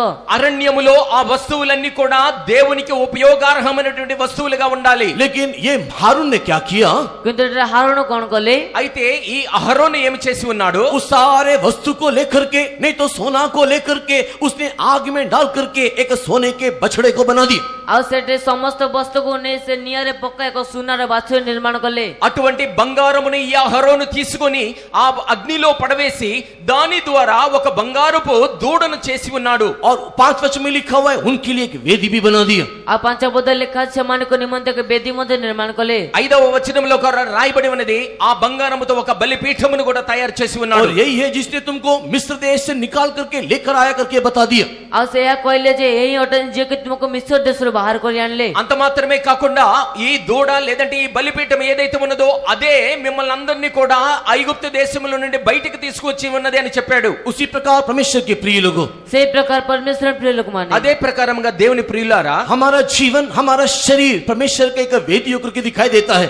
ଆମର ଜୀବନ ଆମର ଶରୀର ପରମେଶ୍ୱରଙ୍କ ବିଧି ହୋଇ ଦେଖାଯାଇଥାଏ। మన యొక్క శరీరము, మన యొక్క జీవితము దేవునికి ఒక బలిపీఠముగా కనిపిస్తూ ఉన్నది. पवित्र आत्मा के द्वारा हमारे जीवन में हमारा परमेश्वर वास करता है। ପବିତ୍ର ଆତ୍ମାଙ୍କ ଦ୍ୱାରା ଆମମାନଙ୍କ ଜୀବନ ଆମମାନ ପରମେଶ୍ୱର ବାସ କରିଥାନ୍ତି। పరిశుద్ధాత్మ ద్వారా దేవుడు మన యొక్క జీవితంలో, మన యొక్క శరీరములో నివాసం చేస్తాడు. सिनै पर्वत के अनुभव के द्वारा, पवित्र आत्मा के अनुभव के द्वारा परमेश्वर हमारे अंदर वास करके हमारे शरीर में परमेश्वर की इच्छा को पूरा करने के लिए आग्रह करता है। ସିନେହ ପର୍ବତ ସେ ଅନୁଭବ ଦ୍ୱାରା ପରମେଶ୍ୱର ଆମ ମଧ୍ୟରେ ବାସ କରେ ଆଉ ତାଙ୍କ ଯୋଜନା ସଫଳ କରିବା ପାଇଁ ଚାହାନ୍ତି। సినాయి పర్వతము యొక్క అనుభవం ద్వారా, పరిశుద్ధాత్మ అనుభవం ద్వారా దేవుడు మన యొక్క శరీరములో నివసిస్తూ ఆయన యొక్క చిత్తమును నెరవేర్చాలని ఆయన ఆశిస్తూ ఉన్నాడు. इसी के लिए पहला कुरिन्थी 3 अध्याय में हम लोग जानने वाले वचन 16-17 में लिखा हुआ है, क्या तुम नहीं जानते कि तुम्हारा शरीर परमेश्वर का मंदिर है। ଆଉ ସେଥି ନିମନ୍ତେ ପ୍ରଥମ କନିନ୍ଥିଓ 3:16-17 ପଦରେ ଲେଖାଯାଇଅଛି, କଣ ତୁମେ ଜାଣ ନାହିଁ ଯେ ତୁମର ଶରୀର ପରମେଶ୍ୱରଙ୍କ ମନ୍ଦିର ଅଟେ। అందుచేతనే మొదటి కొరింథీయులకు రాసిన పత్రిక 3వ అధ్యాయం 16-17 వచనములు గనుక చూచినట్లయితే, మీరు దేవుని ఆలయమై ఉన్నారనియు దేవుని ఆత్మ మీలో నివసించుచున్నాడనియు మీరు ఎరుగరా? तो इस शरीर में नहीं तो इस मंदिर में परमेश्वर की मर्जी करना चाहिए। ତୁମମାନେ ଶରୀରରେ ନଥାଏ ଏଇ ମନ୍ଦିରରେ ପରମେଶ୍ୱରଙ୍କ ଇଚ୍ଛା କରିବା ଆବଶ୍ୟକ। ఈ శరీరములో, ఈ మందిరములో దేవుని యొక్క చిత్తమును మీరు నెరవేర్చవలసి ఉన్నది. अज़रिया राजा ने वही किया जो परमेश्वर की दृष्टि में सही था। ସେ ଅସୂର୍ୟ ରାଜା ତାହା କଲେ ଯାହା ପରମେଶ୍ୱରଙ୍କ ଦୃଷ୍ଟିରେ ଯଥାର୍ଥ ଥିଲା। అజర్య రాజు దేవుని యొక్క మనసులో ఏదైతే సరి అయినదో దానినే చేసి ఉన్నాడు. लेकिन उसने पुराने वेदियों को नहीं तोड़ा। କିନ୍ତୁ ସେ ପୁରାତନ ବେଦୀ ମାନଙ୍କୁ ଭାଙ୍ଗିଲେ ନାହିଁ। అయితే పాతదైనటువంటి ఉన్నత స్థలములను, బలిపీఠములను అతను కొట్టివేయలేదు. हम लोग भी प्रभु यीशु मसीह को ग्रहण करने के द्वारा, ଆମମାନେ ମଧ୍ୟ ପ୍ରଭୁ ଯୀଶୁଖ୍ରୀଷ୍ଟଙ୍କୁ ଗ୍ରହଣ କରିବା ଦ୍ୱାରା, మనమందరము కూడా మన ప్రభువైన యేసుక్రీస్తుని స్వీకరించడం ద్వారా, उद्धार और बपतिस्मा और पवित्र आत्मा पाने के माध्यम से, ଉଦ୍ଧାର ବାପ୍ତିସ୍ମ ପବିତ୍ର ଆତ୍ମା ପାଇବା ମାଧ୍ୟମରେ, నీటి బాప్తిస్మము, పరిశుద్ధాత్మ అభిషేకమును పొందుట ద్వారా परमेश्वर की दृष्टि में जो सही है वही हम करते हैं। ପରମେଶ୍ୱରଙ୍କ ଦୃଷ୍ଟିରେ ଯାହା ଯଥାର୍ଥ ତାହା ହିଁ ଆମେ କରିଥାଉ। దేవుని యొక్క దృష్టిలో ఏదైతే ఉత్తమమైన దానిదో అదే మనం చేస్తూ ఉన్నాము. लेकिन साथ ही साथ हमारे पुराने वेदियों को नहीं तोड़ते हैं। କିନ୍ତୁ ତାହା ସହିତ ଆମେ ପୁରାତନ ବେଦୀ ଗୁଡ଼ିକୁ ଭାଙ୍ଗି ନଥାଉ। అయితే వాటితో పాటుగా పాతదిగా ఉన్నటువంటి ఏదైతే బలిపీఠము మనలో ఉన్నదో దానిని మనం తొలగించడం లేదు. पुराने आदतों को, पुराने स्वभाव को, पुराने सारे प्रकार के अनुभव को ना छोड़ते हुए हम लोग उसके साथ ही एक यात्रा करते हैं। ଆଉ ପୁରାତନ ସେ ସ୍ୱଭାବକୁ ତାକୁ ନ ଛାଡ଼ି ଆମେ ସେ ଯାତ୍ରା ଆରମ୍ଭ କରିଥାଉ। పురాతన విషయములను, పాత స్వభావమును, పాత విషయములను మనం విడిచిపెట్టకుండా ఆ పాత విషయములతో పాటుగానే మన యొక్క ప్రయాణమును కొనసాగిస్తూ ఉంటాం. हम लोग एक ऐसे सांप के समान दिखाई दे रहे हैं जो काती को तो छोड़ता है, नहीं तो चमड़ा निकालता है, लेकिन अंदर का विष नहीं तो अंदर के जहर को नहीं निकालता है। ଆମେ ଏକ ଏପରି ସର୍ପ ପରି ଦେଖାଯାଉ ଯେଉଁ ସର୍ପ ତାର କାତି ତ ଛଡ଼ାଇଥାଏ କିନ୍ତୁ ତାର ଭିତରେ ଥିବା ବିଷ ଛାଡ଼ି ନଥାଏ। మనము కూడా విష సర్పముల వలె ఉన్నాము. అదైతే తమ యొక్క శరీరముల నుండి కుబుసమును బయటికైతే విడిచిపెడుతూ ఉంటుంది, కానీ ఆ యొక్క విషము, విష స్వభావమును మాత్రము వాటిలోనే భద్రముగా దాచుకుని ఉంటాయి. बपतिस्मा लेने के समय में, प्रभु भोज खाने के समय में हमारा एक रूप दिखाई देता है। हमारे मन के अंदर की अवस्था के अनुसार दुनिया में, संसार में अनेक लोगों के सामने एक दूसरा रूप दिखाई देता है। ଆଉ ବାପ୍ତିସ୍ମ ନେବା ସମୟ, ପ୍ରଭୁ ନେବା ସମୟରେ ଆମକୁ ଗୋଟିଏ ରୂପ ଦେଖାଯାଇଥାଏ, କିନ୍ତୁ ଆମ ମନ ମଧ୍ୟରେ ଆମ ଦୁନିଆର ଲୋକମାନଙ୍କ ସହିତ ଅନ୍ୟ ଏକ ରୂପ దేవుని ଦେଖାଯାଇଥାଏ। మందిరములోనికి వచ్చే సమయంలో, బాప్తిసం పొందే సమయంలోను, ప్రభు రాత్రి భోజనము చేసే సమయంలోను కూడా ఒక రూపము మనలో కనిపిస్తది. అయితే బయటికి వెళ్ళిన తర్వాత లోకులతో కలిసి వేరొక స్వభావ స్వరూపాలను మనలో నుండి బయటికి వస్తూ ఉంటాయి. हे परमेश्वर के प्रिय लोगों, याकूब की स्त्री राहेल के समान हम लोग नहीं बनना। ହେ ପରମେଶ୍ୱର ବିରକ୍ତମାନେ ଜାକୁବଙ୍କ ସ୍ତ୍ରୀ ରାହେଲ ପରି ହେବା ନାହିଁ। దేవుని ప్రియులారా, యాకోబు భార్య అయినటువంటి రాహేలు వలె మన యొక్క జీవితంలో ఉండకూడదు. राहेल का विशेषता क्या है? ରାହେଲଙ୍କର ବିଶେଷତା କଣ ଅଟେ? రాహేలులో ఉన్నటువంటి విశేషం ఏమిటంటే, राहेल और लोत की पत्नी में कोई फर्क नहीं है। ରାହେଲ ଏବଂ ଲୋଟଙ୍କ ସ୍ତ୍ରୀରେ କୌଣସି ଭିନ୍ନତା ନାହିଁ। రాహేలు లోతు భార్య విషయంలో ఎటువంటి భేదము లేదు. परमेश्वर के पवित्र नाम की महिमा होवे। ପରମେଶ୍ୱରଙ୍କ ପବିତ୍ର ନାମର ଗୌରବ ప్రభు ହେଉ। నామానికి మహిమ కలుగును గాక. लोत की स्त्री ने क्या किया? ଲୋଟଙ୍କ ସ୍ତ୍ରୀ କଣ କଲେ? లోతు భార్య ఏమి చేసింది? जीवन की रक्षा करने के लिए दौड़ा, लेकिन दौड़ते दौड़ते पीछे की ओर देखा। ଜୀବନ ରକ୍ଷା କରିବା ପାଇଁ ଦୌଡ଼ିଲେ କିନ୍ତୁ ଦୌଡ଼ି ଦୌଡ଼ି పచ్చకు ଦେଖିଲେ తన యొక్క ప్రాణమును రక్షించుకునే నిమిత్తము పారిపోతూ ఉన్నది. అయితే పారిపోయే సమయంలో వెనుకకు తిరిగి చూచి ఉన్నది. दौड़ते हुए उसने पीछे की ओर देखा, जो उसको मना किया था उसने उसको देखा। ଆଉ ଯୋଉ ଦୌଡ଼ି ଦୌଡ଼ି ସେ ପଛକୁ ଦେଖିଲେ ଯାହା ତାଙ୍କୁ ମନା କରାଯାଇଥିଲା ତାହା ହିଁ ସେ ଦେଖିଲେ। ఆమె బయటికి పారిపోతూ వెనుకకు చూచి ఉన్నది. ఏదైతే విడిచిపెట్టి ఉన్నదో దాని వైపు ఆమె చూచి ఉన్నది. राहेल ने क्या किया? రాహేల్ कौन गले? రాహేలు ఏమి చేసి ఉన్నది? याकूब के साथ अपने पिता के घर को छोड़ करके यात्रा तो किया, लेकिन अपने पिता की मूर्ति को भी साथ में लेकर के गई। ଆଉ ଯାକୋବଙ୍କ ସହିତ ସେ ପିତାଙ୍କ ଗୃହକୁ ଯାତ୍ରା ତ ଆରମ୍ଭ କଲେ କିନ୍ତୁ ପିତାଙ୍କର ମୂର୍ତ୍ତିକୁ ସେ ଚୋରାଇ ନେଲେ। రాహేలు అయితే తన తండ్రి యొక్క గృహమును విడిచిపెట్టి యాకోబుతో పాటుగా నడుస్తూ వెళుతూ ఉన్నది. అయితే తండ్రిని విడిచిపెట్టి ఆ గృహముని విడిచిపెట్టి వెళుతూ ఉన్నది. కానీ ఆ గృహములో ఉన్నటువంటి అన్య దేవతల యొక్క విగ్రహములను ఆమె తనతో పాటుగా తీసుకుని వెళ్ళి ఉన్నది. इसीलिए उसका पिता उसका पीछा करता हुआ दिखाई दिया। ସେଥିମଧ୍ୟ ତାଙ୍କ ପିତା ତାର ପଛରେ ଯାଉଥିବା ଦେଖାଗଲେ। అందుచేతనే ఆమె యొక్క తండ్రి ఆమె వెంటబడుచున్నట్లుగా రాయబడి ఉన్నది. वो याकूब की पत्नी तो कहलाई जा रही है, लेकिन याकूब के ईश्वर को अपना ईश्वर करके माना नहीं। ସେ ଯାକୋବଙ୍କ ପତ୍ନୀ ତ କୁହାଯାଉଛନ୍ତି କିନ୍ତୁ ଯାକୋବଙ୍କ ଈଶ୍ୱରକୁ ନିଜ ଈଶ୍ୱର ବୋଲି ମାନିଲେ ନାହିଁ। ఆమె యాకోబు యొక్క భార్యగా చెప్పబడుతూ ఉన్నది. కానీ యాకోబు దేవుడే తన యొక్క దేవుడుగా ఆమె అంగీకరించడం లేదు, చెప్పబడటం లేదు. अभी सब कुछ बोलने का समय नहीं है। कट शॉर्ट करने से वो उस स्थान में पहुंचने नहीं पाया जहां पर वो पहुंचना चाहिए था। ଏବେ ସବୁ କିଛି କହିବା ସମୟ ନାହିଁ କିନ୍ତୁ ସଂକ୍ଷିପ୍ତରେ କହିଲେ ସେ ସେଇ ସ୍ଥାନରେ ପହଞ୍ଚିଲେ ନାହିଁ ଯେଉଁ ସ୍ଥାନରେ ତାକୁ ପହଞ୍ଚିବାର ଥିଲା। ఆ విషయమే చెప్పడానికి అనేకమైన విషయాలు ఉన్నాయి. ఏ సమయం తక్కువగా ఉన్నది కాబట్టి అల్పముగా చెబుతున్నాను. ఏ స్థలములోనికైతే ఆమె ప్రవేశించవలసి ఉన్నదో ఆమె ఆ స్థలములోనికి ప్రవేశించలేదు. प्रिय लोगों, हम प्रभु में आते हैं, प्रभु में रहते हैं, हम लोग बपतिस्मा और पवित्र आत्मा और उद्धार के अनुभव में बढ़ते हैं। अच्छी बात है। छोड़ने वाली बातों को भी हम लोग छोड़ना चाहिए, वेदी को हम लोग तोड़ना चाहिए। ପ୍ରିୟ ଲୋକମାନେ ପ୍ରଭୁଙ୍କ ପାଖକୁ ଆସୁଅଛୁ, ଉତ୍ତମ ବିଷୟ ବାପ୍ତିସ୍ମ ନେଉଛୁ, ଉଦ୍ଧାର ପାଉଛୁ, ତାହା ଅତି ଉତ୍ତମ ବିଷୟ। କିନ୍ତୁ ଆମମାନେ ଛାଡ଼ିବା ବିଷୟକୁ ଛାଡ଼ିବା ଆବଶ୍ୟକ। దేవుని ప్రియులారా, ప్రభునందు ఆనందించడం, ప్రభులోనికి వచ్చుట, ఆయన యొక్క సన్నిధిలో ఆనందించుట, బాప్తిసం పొందుట, పరిశుద్ధాత్మాభిషేకమును పొందుట, ఇవన్నీ ఉత్తమమైనటువంటి పనులే. కానీ ఏ విషయములనైతే మనం విడిచిపెట్టవలసి ఉన్నదో ఆ బలిపీఠమును, వేదికను మన యొక్క జీవితాల్లో నుండి తొలగించాలి. हमारे जीवन में बनाए हुए वेदी को हम लोग तोड़ दे, अगर नहीं है परमेश्वर के प्रिय लोगों, एक कोड, एक आत्मिक कोड हमें आकर के पकड़ लेगा। ଆଉ ଆମ ଜୀବନରେ ଥିବା ସେ ବେଦୀକୁ ଆମେ ଭାଙ୍ଗିଦେବ, ନଚେତ ଏକ ଆତ୍ମିକ କୋଷ୍ଠ ଆମ ଉପରେ ଆକ୍ରମଣ କରି ଆମକୁ మన ବାନ୍ଧିଦେବ। యొక్క జీవితంలో ఉన్నటువంటి బలిపీఠము లేదంటే ఏ వేదిక అయితే ఉన్నదో దానిని మనం పగలగొట్టాలి, తొలగించాలి. లేదంటే ఆత్మీయ జీవితంలో కుష్ఠరోగము అనేటువంటిది మన యొక్క జీవితాన్ని పట్టుకుంటుంది. योना रचित सुसमाचार के 3 अध्याय को पढ़ने के समय में जोन लिखित सुसमाचार 3 पूर्व पढ़े समय रे యోహాను సువార్త 4వ అధ్యాయం 3వ వచనం చూచినప్పుడు, हाँ, योना रचित सुसमाचार उसके 3 अध्याय 3rd चैप्टर को पढ़ने के समय में जोन लिखित सुसमाचार 3 पूर्व पढ़े समय रे యోహాను సువార్త 3వ అధ్యాయం చదివినప్పుడు उसके 30वें वचन में लिखा हुआ है, तर 30 पद लिखा जाउछि। 30వ వచనంలో రాయబడి ఉన్నది. John the gospel chapter 3 verse 30। John लिखित तर 3 पूर्व 30 पद पढ़े समय रे యోహాను సువార్త 3వ అధ్యాయం 30వ వచనం वहां पर इस प्रकार लिखा हुआ है, सेटा लेखा ए प्रकार लिखा जाउछि। ఇక్కడ రాయబడి ఉన్నది, वो बढ़ना चाहिए, मैं घटना चाहिए। ताहाको अवश्य बुद्धि पाइबो कहबो एवं मते ह्रास पाइबो कहबो। ఆయన హెచ్చవలసి ఉన్నది, నేను తగ్గవలసి ఉన్నది. यीशु बढ़ना चाहिए, मैं घटना चाहिए। यीशु वृद्धि पाइबो आवश्यक, मु ह्रास हेबो आवश्यक। యేసు హెచ్చవలసి ఉన్నది, నేను తగ్గవలసి ఉన్నది. प्रिय लोगों, 10 साल 20 साल 30 साल 50 साल 100 साल विश्वासी सेवक होने के बाद क्या हमारे जीवन में वो बढ़ा या मैं बढ़ा?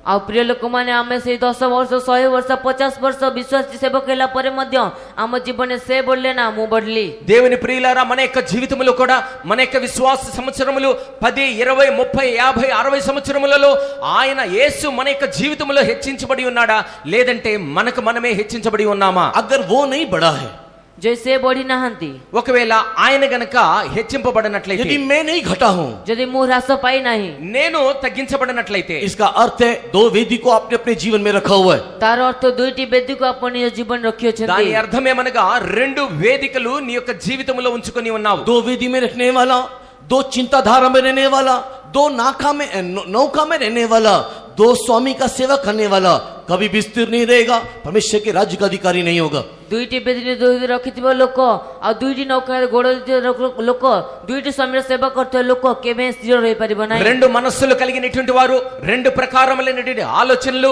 రెండు పడవల మీద కాలు పెట్టేటువంటి వారు, ఇద్దరు యజమానులను సేవించేటువంటి వారు ఎప్పుడు కూడా వారి యొక్క జీవితంలో హెచ్చును పొందలేరు. अगर आप एक सच्चे विश्वासी बनना चाहते हो तो एक सच्चा विश्वासी बनना चाहिए। अगर आप दुनियादारी के अनुसार रहना चाहते हो तो दुनियादारी के अनुसार रहना चाहिए। ଯଦି ଆପଣଙ୍କ ସତ୍ୟ ବିଶ୍ୱାସୀ ରହିବା ପାଇଁ ଚାହାନ୍ତି ତେବେ ସେହି ଅନୁସାରେ ରହିବା ଆବଶ୍ୟକ। ଯଦି ଆପଣ ଦୁନିଆଦାରୀ ହେବାକୁ ଚାହାନ୍ତି ତେବେ ସେହି ଅନୁସାରେ ରହିବା ଆବଶ୍ୟକ। ఒకవేళ నీవు నిజమైనటువంటి విశ్వాసిగా ఉండాలి అనుకున్నట్లయితే నీవు నిజముగా విశ్వాసిలాగానే ఉండాలి. లేదంటే లోకస్తుడిగా ఉండాలి అనుకుంటే నీవు లోక సంబంధమైనటువంటి విషయములతోనే నీవు వెళ్ళాలి. प्रिय लोगों, दो वेदी को नहीं बनाना, दो वेदी में सेवा नहीं करना। ప్రియ ଲୋକମାନେ ଦୁଇଟି ବେଦି ନିର୍ମାଣ କରନ୍ତୁ ନାହିଁ, ଦୁଇଟି ବେଦିରେ ସେବା କରନ୍ତୁ ନାହିଁ। దేవుని ప్రియులారా, రెండు వేదికలు నీవు ఉంచుకోకూడదు, రెండు ప్రకారములైనటువంటి సేవలు నీవు చేయరాదు. परमेश्वर अपने विषय में इस प्रकार कहता है, ପରମେଶ୍ୱର ନିଜ ବିଷୟ ପ୍ରକାର କୁହନ୍ତି। దేవుడు తన విషయమై ఈ ప్రకారముగా చెబుతూ ఉన్నాడు. मैं अपना महिमा किसी को नहीं देता। ମୁଁ ନିଜର ମହିମା କାହାକୁ ଦିଏ ନାହିଁ। నా మహిమను ఏ మనుష్యునికి కూడా చెందనివ్వను. मैं मेरा महिमा किसी को नहीं देता।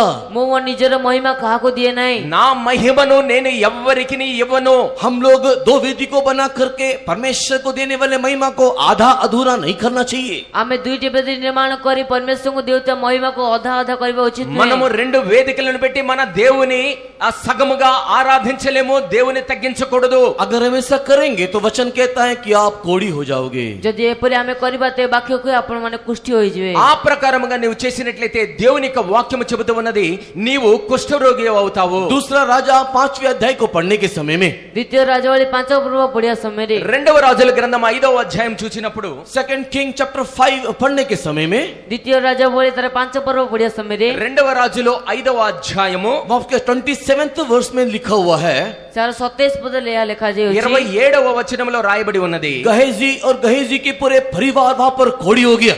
గియజీ ଏବଂ ତାଙ୍କର ପରିବାର ପୁରା ସେଠାରେ କୋଢି ହୋଇଗଲେ। అక్కడ చెప్పబడినట్లుగా అతని సంతతి అంతటికి కూడా గేహాజీకి కూడా ఆ కుష్ఠరోగము కలిగి ఉన్నది. गहेजी और गहेजी का पूरा परिवार कोढ़ी हो गया। గిహజీ ଏବଂ ତାଙ୍କ ପୂର୍ଣ୍ଣ ପରିବାର ସେ କୁଷ୍ଠି ହୋଇଗଲେ। గేహాజీకి కలిగినటువంటి సంతానము అంతటికి కూడా ఈ కుష్ఠరోగము కలిగినది. क्यों गहेजी और गहेजी के परिवार को कोढ़ आया? କଣ ପାଇଁ ସେଠାରେ గిହజీ ଏବଂ ତାଙ୍କ ପରିବାରକୁ କଷ୍ଟ ଆସିଲା? మరి ఎందు నిమిత్తము గేహాజీకి అతని యొక్క కుటుంబ సభ్యులందరికీ కూడా కుష్ఠరోగము కలిగినది? क्योंकि निषेध वस्तु को उसने लेने के लिए दौड़ा। कारण निषेध करायతే వస్తువుకు ସେ ନେବା ପାଇଁ ତା ପଛେ ଦୌଡ଼ିଲେ। ఎందుకనగా ఏదైతే నిషేధింపబడి ఉన్నాయో ఆ వస్తువులను ఈ గేహాజీ స్వీకరించి ఉన్నాడు. जो गहेजी के स्वामी को नहीं चाहिए था वो गहेजी को भी नहीं चाहिए था। ଯାହା ଗେହଜୀଙ୍କ ସ୍ୱାମୀକୁ ଦରକାର ନଥିଲା ତାହା ଗେହଜୀକୁ ମଧ୍ୟ ଦରକାର ନଥିଲା। ఏ వస్తువులైతే గేహాజీ యొక్క యజమానునికి అవసరము లేకుండా ఉన్నాయో ఆ అవసరముల నిమిత్తం అతడు స్వీకరించి ఉన్నాడు. परमेश्वर के बहुत नाम की महिमा होवे। परमेश्वर का पवित्र नाम रो गौरव हो। ప్రభు నామానికి మహిమ కలుగును గాక. एलिशा ने मना किया, गहेजी उसके पीछे दौड़ा। ఎలీషా మନା కలే కింద గేహజీ ତାଙ୍କ పछే దౌడిలే। ఎలీషా అయితే తీసుకోను అని చెప్పి ఉన్నాడు, గేహాజీ అయితే వాటి వెనక పరిగెత్తి ఉన్నాడు. परमेश्वर के पवित्र नाम की महिमा होवे। परमेश्वर का पवित्र नाम रो गौरव ప్రభు हो। నామానికి మహిమ కలుగును గాక. मत्ती लिखे सुसमाचार 4th अध्याय को पढ़ने के समय में, मातृक तो समाचार 4 पर पढ़िया समय रे మార్కు సువార్త 4వ అధ్యాయం, मैथ्यू 4, మత్తయి సువార్త 4వ అధ్యాయం చూచినప్పుడు, मत्ती लिखे सुसमाचार 4th अध्याय को पढ़ने के समय में, मातृक तो समाचार 4 पर पढ़िया समय रे మత్తయి సువార్త 4వ అధ్యాయం 4వ వచనం చూచినప్పుడు, प्रभु यीशु मसीह को शत्रु शैतान एक ऊंचे पर्वत में लेकर के गया। प्रभु यीशु कृष्ण को शत्रु शैतान को ऊंचा पहाड़ ऊपर ले गला। అక్కడ చూచినట్లయితే అపవిత్రాత్మ సాతానుడు యేసుక్రీస్తుని ఉన్నతమైనటువంటి శిఖరం మీదకి ఆయన తీసుకుని వెళ్ళి ఉన్నాడు. परमेश्वर के पवित्र नाम की महिमा होवे। परमेश्वर का पवित्र नाम रो गौरव हो। ప్రభు నామానికి మహిమ కలుగును గాక. Matthew the gospel chapter 4 and verse 8 को पढ़ने के समय में, मातृक तो समाचार 4 पर 8 पद पढ़िया समय रे మత్తయి సువార్త 4వ అధ్యాయం 8వ వచనం చూచినప్పుడు, मैथ्यू चैप्टर 4 एंड वर्स 8 में लिखा हुआ है, मातृक तो समाचार 4 पर 8 पद लिखा जाउछि। మత్తయి సువార్త 4:8వ వచనములో, और शैतान ने यीशु मसीह को एक ऊंचे पर्वत में लेकर के गया। और शैतान यीशु कृष्ण को उच्च पर्वत ऊपर ले गला। ఈ అపవాది యేసుక్రీస్తును ఒక ఎత్తైన పర్వతం మీదకి శిఖరం మీదకి ఆయన తీసుకుని వెళ్ళి ఉన్నాడు. और उस ऊंचे पर्वत में ले जाने के बाद, और से उच्च पर्वत रे नहीं जीवा परे ఆ ఎత్తైన ఆ కొండ మీదకి తీసుకుపోయిన తర్వాత वहां पर उसने जगत का महिमा दिखाया। ଆଉ ସେଟା ସେ ଜଗତର ଐଶ୍ୱର୍ଯ୍ୟକୁ ଦେଖାଇଲା। అక్కడ నుండి ఈ లోకములో ఉన్నటువంటి లోక రాజ్య సంబంధమైనటువంటి మహిమను ఆయనకు చూపి ఉన్నాడు. आज दिखाई देने वाला शॉपिंग मॉल, आज दिखाई देने वाला इलेक्ट्रॉनिक गैजेट्स, आज दिखाई देने वाला सुंदर सुंदर विषय जो जगत में है, परमेश्वर के प्रिय लोगों केवल आज ही करके नहीं है, उन दिनों में भी परमेश्वर ने यीशु मसीह को शैतान ने वो दिखाया। ଆଉ ଆଜି ଦେଖାଉଥିବା ସପିଂ ମଲ୍ ଯୋଉ ଇଲେକ୍ଟ୍ରୋନିକ୍ସ ଗ୍ୟାଜେଟ୍ ତାହା ଏ ଦିନ ମାନକରେ ନୁହେଁ, କିନ୍ତୁ ସେଇ ଦିନ ମାନକରେ ଶୈତାନ ପ୍ରଭୁ ଯୀଶୁ ଖ୍ରୀଷ୍ଟଙ୍କୁ ଦେଖାଇଥିଲା। దేవుని ప్రియులారా, ఈ దినాల్లో చూచుచున్నటువంటి ఈ షాపింగ్ మాల్స్ గాని, ఎలక్ట్రానిక్ డివైసెస్ గాని, అందులో ఉన్న గ్యాడ్గెట్స్ గాని, ఈ లోకంలో ఉన్నటువంటి మహిమలన్నీ కూడా ఇప్పుడు కలిగినటువంటి కాదు, కానీ ఆ దినములలోనే అపవాది అయినటువంటి సాతానుడు మన ప్రభువైన యేసుకు చూపించి ये ఉన్నాడు. मत सोचो कि आज की दुनिया उस दुनिया से अलग था। ଆଉ ଏଇ ଦୁନିଆ ସେଇଦିନ ମାନଙ୍କ ଦୁନିଆ ଠାରୁ ଅଲଗା ଥିଲା। ఇప్పుడున్నటువంటి లోకము అప్పుడున్నటువంటి లోకము ఒకటి కాదు, వేరు వేరే అని మీరు తలంచవద్దు. 8 वचन में क्लियरली लिखा हुआ है, शैतान ने यीशु मसीह को उसका राज्य और इस जगत का महिमा दिखाया। 8 ପଦରେ ସ୍ପଷ୍ଟ ଭାବରେ ଲେଖାଯାଏ ଶୈତାନ ଯୀଶୁ ଖ୍ରୀଷ୍ଟଙ୍କୁ ତା ରାଜ୍ୟ ଏବଂ ତା ଐଶ୍ୱର୍ଯ୍ୟ ଦେଖାଇଲା। 8వ వచనంలో స్పష్టంగా రాయబడి ఉన్నది, సాతానుడు ఈ లోకములో ఉన్నటువంటి విషయములన్నిటినీ కూడా వాటి యొక్క మహిమను కూడా ఆయన చూపించి ఉన్నాడు. परमेश्वर के बहुत नाम की महिमा होवे, ପରମେଶ୍ୱର ପବିତ୍ର ନାମର ଗୌରବ ప్రభు ହେଉ। నామానికి మహిమ కలుగును గాక. और उसको एक ऑफर भी दिया। ଆଉ ତାଙ୍କୁ ଏକ ସୁଯୋଗ ମଧ୍ୟ ଦେଲେ। ఒక ఆఫర్ ని కూడా సాతానుడు ఇచ్చాడు. शैतान उसको क्या ऑफर दे रहा है? ଶୈତାନ ତାଙ୍କୁ କେଉଁ ସୁଯୋଗ ଦେଉଛନ୍ତି? సాతానుడు యేసుకు ఏమని ఆఫర్ ఇస్తూ ఉన్నాడు? तो ज्यादा कुछ करने की जरूरत नहीं है, ତୁମକୁ ଅଧିକ କିଛି କରିବାର ଆବଶ୍ୟକ ନାହିଁ। నీవు ఎక్కువగా ఏమి చేయాల్సిన అవసరం లేదు. तो परिश्रम करने की भी जरूरत नहीं है, ତୁମକୁ ପରିଶ୍ରମ କରିବାକୁ ମଧ୍ୟ ଆବଶ୍ୟକ ନାହିଁ। నీవు కష్టపడాల్సిన అవసరము కూడా లేదు. बस तू इतना कर, मेरे सम्मुख में गिर के दंडवत कर। ତୁମେ କେବଳ ଏତିକି କର, ମୁଁ ଆମ ସମ୍ମୁଖରେ ଆମକୁ ଦଣ୍ଡବତ କର। కేవలము చిన్న పని మాత్రము చెయ్యి, నా ఎదుట నీవు సాగిలపడి నాకు నమస్కారము చెయ్యి. शैतान के सम्मुख में गिर के उसको दंडवत करना। ଆଉ ଶୈତାନ ସମ୍ମୁଖରେ ତାକୁ ଭୂମିଷ୍ଠ ପ୍ରଣାମ କରିବା। సాతాను ఎదుట సాగిలపడి వాడికి నమస్కరించుట, केवल दंडवत करना और कुछ नहीं करना। କେବଳ ପ୍ରଣାମ କରିବା, ଆଉ କିଛି କରିବା ନାହିଁ। కేవలం నమస్కారము చెయ్యి, ఇంకెక్కువ చేయాల్సిన అవసరం లేదు. परमेश्वर के बहुत नाम की महिमा होवे, ପରମେଶ୍ୱରଙ୍କ ପବିତ୍ର ନାମର ଗୌରବ ప్రభు ହେଉ। నామానికి మహిమ కలుగును ये सब గాక. कुछ मैं तुमको दे दूंगा। ଏ ସମସ୍ତ ମୁଁ ତୁମକୁ ଦେଇଦେବି। ఈ సమస్తమును కూడా నీకు ఇస్తాను. यीशु मसीह ने इनकार कर दिया। ଯୀଶୁ ଖ୍ରୀଷ୍ଟ ମନା କରିଦେଲେ।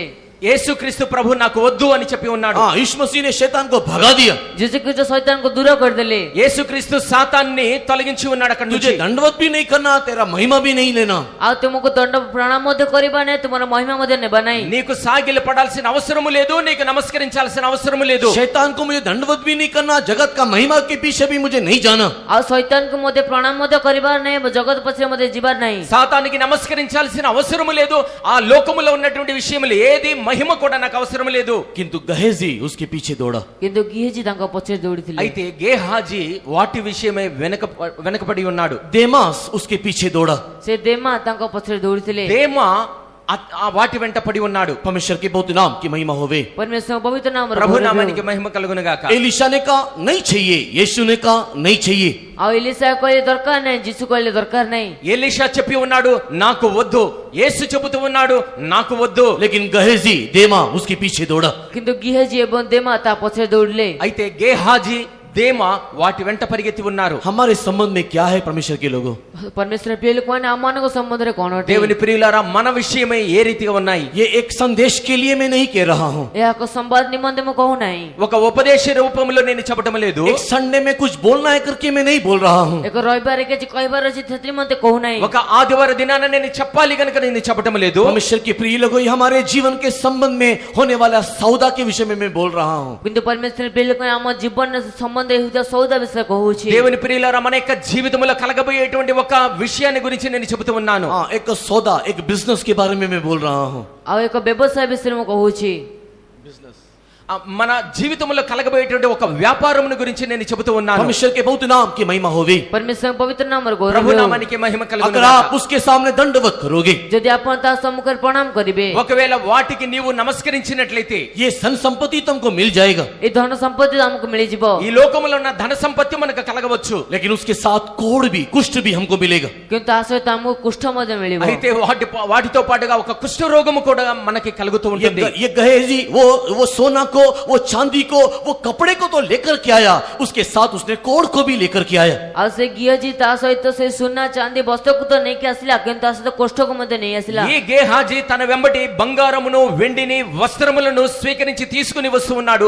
వాటితో పాటుగా ఒక కుష్ఠరోగమును కూడా అతను సంపాదించుకుని ఉన్నాడు. उसी प्रकार परमेश्वर के प्रिय लोगों, ये संसार और संसार की सुंदरता, ये संसार और संसार का आकर्षण, ये संसार और संसार के फैशन को हम लोग ला तो सकते हैं, लेकिन उसके साथ एक कोढ़, एक कुष्ठ भी हमारे जीवन में आकर के हमको धर पकड़ेगा। ପ୍ରିୟ ଲୋକମାନେ ଆମମାନଙ୍କ ସହିତ ସେ ସଂସାର ଫ୍ୟାସନକୁ ଆଣି ତ ପାରୁ, କିନ୍ତୁ ତା ସହିତ ଆମକୁ କୋଷ୍ଠକୁ ମଧ୍ୟ ଆଣିବାକୁ ପଡିବ। దేవుని ప్రియులారా, ఈ లోకములో ఉన్నదంతయో అనగా ఈ లోకములో ఉన్నటువంటి ఆశలు, ఈ లోకములో ఉన్నటువంటి వస్తువులు, మహిమలు మనం సంపాదించుకుని తీసుకురావచ్చేమో, కానీ వాటితో పాటుగా మనకు కుష్ఠరోగము కూడా కలుగుతుంది అని మీరు మర్చిపోరాదు। और उसको दंडवत करने के कारण हम ईश्वर को आराधना करने नहीं पाते हैं। ଆଉ ତାହାକୁ ପ୍ରଣାମ କରିବା ସକାଶେ ଆମେ ଈଶ୍ୱରଙ୍କୁ ଆରାଧନା କରିପାରୁନାହୁଁ। వాటికి మనము నమస్కరించడం ద్వారా మన దేవునిని మనము సరైన రీతిలో ఆరాధించలేకుండా ఉన్నాం। इवन मीटिंग में आने के बावजूद भी, ଏପରି ସଭାରେ ଆସିବା ପରେ ମଧ୍ୟ, ఈ మీటింగ్ లోనికి వచ్చినప్పటికీ కూడా बाइबल को सामने रखते हैं, मोबाइल को सामने रखते हैं। ବାଇବେଲକୁ ସାମ୍ନାରେ ରଖିଥାଉ, ମୋବାଇଲକୁ ମଧ୍ୟ ସାମ୍ନାରେ ରଖିଥାଉ। బైబిల్ ను కూడా ముందుగానే పెట్టుకుంటాము, సెల్ ఫోన్ ను కూడా మన ప్రక్కనే పెట్టుకుంటాం। परमेश्वर के बहुत नाम की महिमा होवे। ପରମେଶ୍ୱରଙ୍କ ପବିତ୍ର ନାମର ଗୌରବ ప్రభు ହେଉ। నామానికి మహిమ కలుగును గాక। बाइबल नहीं खोलने से भी चलेगा, लेकिन मोबाइल में अगर घंटी बजेगा तो उसको उठाए बिना हम नहीं रह सकते। ଆଉ ବାଇବେଲ ନ ଖୋଲିଲେ ଚଳିବ, କିନ୍ତୁ ମୋବାଇଲରେ ଘଣ୍ଟି ବାଜିଲେ ତାକୁ ଉଠାଇବା ବିନା ଆମେ ଚଳିବ ନାହିଁ। బైబిల్ తెరవకుండా నడుస్తుందేమో కానీ ఆ సెల్ ఫోన్ మోగినప్పుడు దాన్ని తీయకుండా ఉండలేకుండా ఉన్నాం। परमेश्वर के सम्मुख में तो आते हैं, लेकिन हमारी चिंताधारा केवल फोन बज रहा है क्या, हमारे फोन में कोई आ रहा है क्या, इस सारी बातों में चिंतित होकर के बैठे रहते हैं। ଆଉ ପରମେଶ୍ୱରଙ୍କ ସମ୍ମୁଖରେ ଆମେ ଆସିଅଛି, କିନ୍ତୁ ଆମର ମନ ଫୋନରେ ଉପରେ ବା ମୋବାଇଲରେ କିଏ ଫୋନ କରୁଛନ୍ତି ତାହା ଉପରେ ରହିଥାଏ। దేవుని యొక్క సముఖంలోనికి వచ్చినప్పటికీ కూడా మన మనసంతా కూడా ఆ మొబైల్ ఫోన్ లోకి ఏమన్నా మెసేజెస్ వస్తున్నాయా, ఏమన్నా వస్తున్నాయా అని इसी చూస్తూనే कारण ఉంటాం। से हम परमेश्वर की आराधना करने नहीं पाते, लेकिन शैतान की आराधना करते रहते हैं। ସେଇ କାରଣ ଆମେ ପରମେଶ୍ୱରଙ୍କ ଆରାଧନା କରିପାରୁନା, କିନ୍ତୁ ଶୈତାନର ଆରାଧନା କରିଥାଉ। అందుచేతనే మనము దేవుని ఆరాధించలేకుండా కేవలం సాతాన్ని మాత్రమే నమస్కరిస్తూ ఉన్నాం। मुझे परमेश्वर की आराधना करना है, मुझे और कुछ भी आराधना नहीं करना, और किसी के पीछे नहीं जाना बोल करके, मुझे पता नहीं हाथ उठाने के लिए बोलने से कितने लोग उठाएंगे। यहाँ पर आने के बाद मीटिंग हॉल में अपने मोबाइल फोन को ऑफ किया होगा।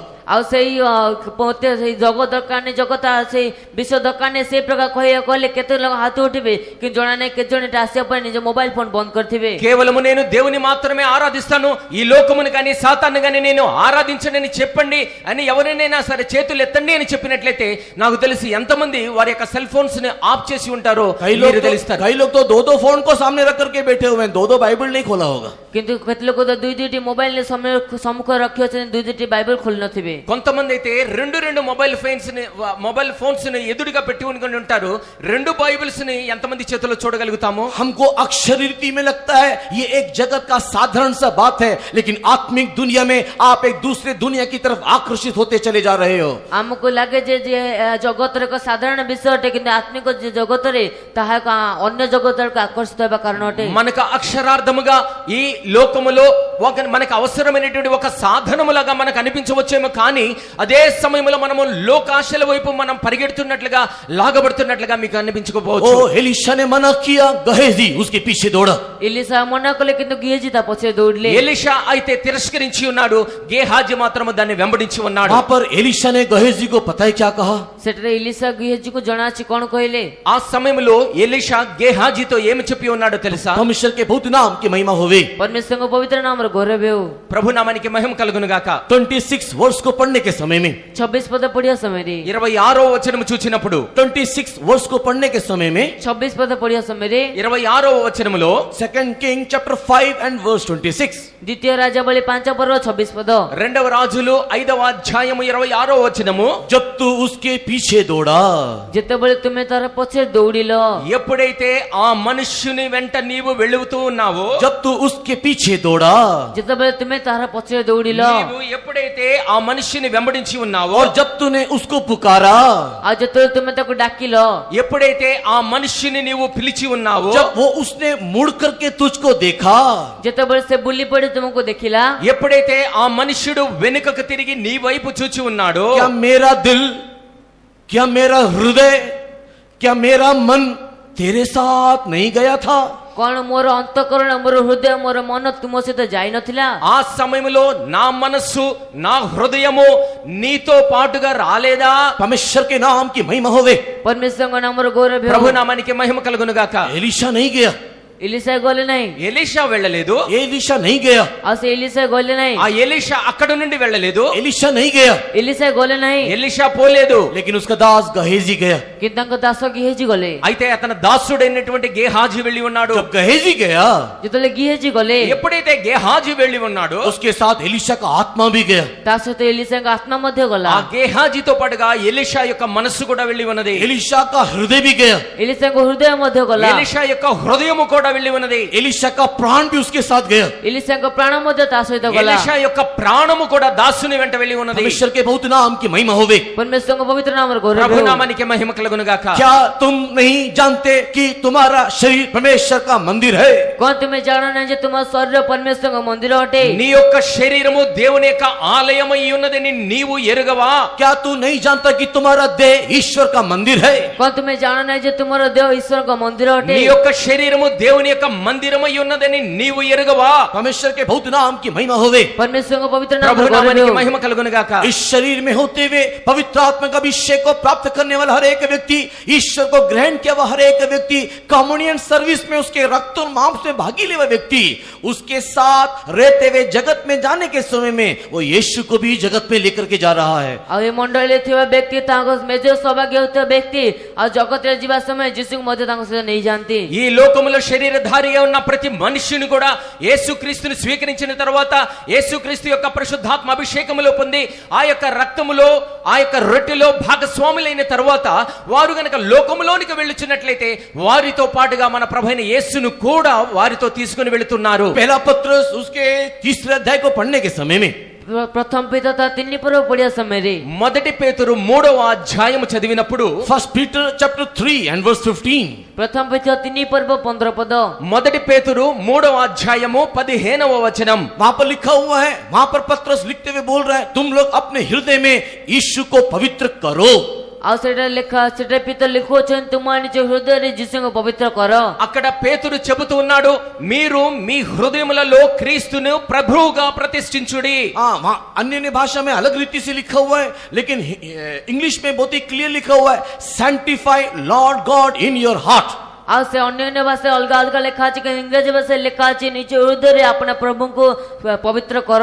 ఒక్కొక్క భాషలో ఒక్కొక్క రకంగా రాయబడి ఉన్నది. అయితే ఇంగ్లీష్ భాషలో రాయబడి ఉన్నది, మీ యొక్క హృదయములలో క్రీస్తును ప్రతిష్ఠించుకోండి. परमेश्वर के प्रतिष्ठा नहीं, सैंटिफाई पवित्र करो, పవిత్రపరచుకోండి. हाँ, परमेश्वर के बहुत नाम की महिमा होवे। परमेश्वरଙ୍କ पवित्र नामର गौरव ହେଉ। ప్రభు నామానికి మహిమ కలుగును तुम लोग గాక. अपने हृदय में यीशु को पवित्र करना चाहिए। ତୁମ ନିଜ ହୃଦୟ ଯୀଶୁଙ୍କୁ ପବିତ୍ର କରିବା ଆବଶ୍ୟକ। మీ యొక్క జీవితంలో ప్రభువైన యేసును పవిత్రపరచుకోవాలి. यीशु अपवित्र नहीं है, ଯୀଶୁ ଅପବିତ୍ର ନୁହନ୍ତି, యేసు అపవిత్రుడు కాడు. यीशु अशुद्ध नहीं है, ଯୀଶୁ ଅଶୁଦ୍ଧ ନୁହନ୍ତି, యేసు అశుద్ధుడు కాదు. यीशु शैतान के पास दंडवत नहीं किया, ଯୀଶୁ ଶୈତାନ ଉପରେ ଦଣ୍ଡବତ କଲେ ନାହିଁ, యేసు సాతాను యొద్ద నమస్కరించలేదు. यीशु शैतान को दंडवत करके जगत की महिमा को नहीं लिया। ଯୀଶୁ ଶୈତାନକୁ ଦଣ୍ଡବତ କରି ଜଗତର ମହିମାକୁ ନେଲେ ନାହିଁ। యేసు సాతానుకు నమస్కరించి ఈ లోకమును సంపాదించుకోలేదు. अभी वो यीशु आपके हृदय में वास करता है। ଏବେ ସେଇ ଯୀଶୁ ଆପଣଙ୍କ ହୃଦୟରେ ବାସ କରନ୍ତି। ఇప్పుడు ఆ యేసు మీ హృదయములో నివసిస్తూ ఉన్నాడు. अभी वो यीशु आपके जीवन में वास करता है। ଏବେ ସେ ଯୀଶୁ ଆପଣଙ୍କ ହୃଦୟରେ ବାସ କରନ୍ତି। ఇప్పుడు మీ యొక్క ఆత్మీయ జీవితంలో యేసు నివసిస్తూ ఉన్నాడు. लेकिन तू यीशु के साथ जब दूसरी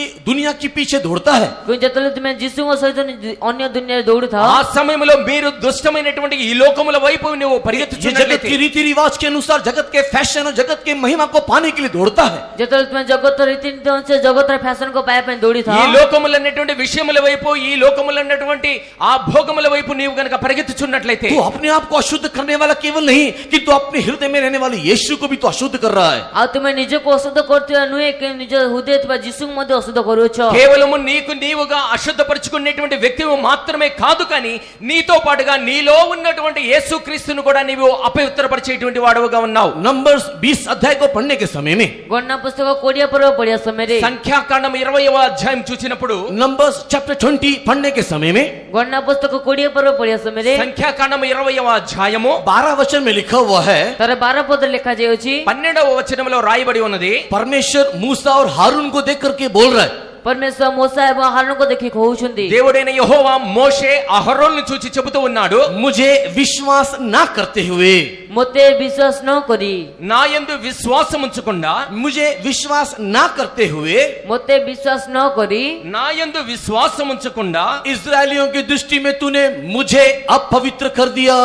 इस्राएल मानक दृष्टि तुमे मोते अपवित्र करिदेल ఆ ఇశ్రాయేలీల మధ్య నీవు నన్ను అపవిత్రపరిచి ఉన్నావు. तूने मुझे शुद्ध नहीं किया।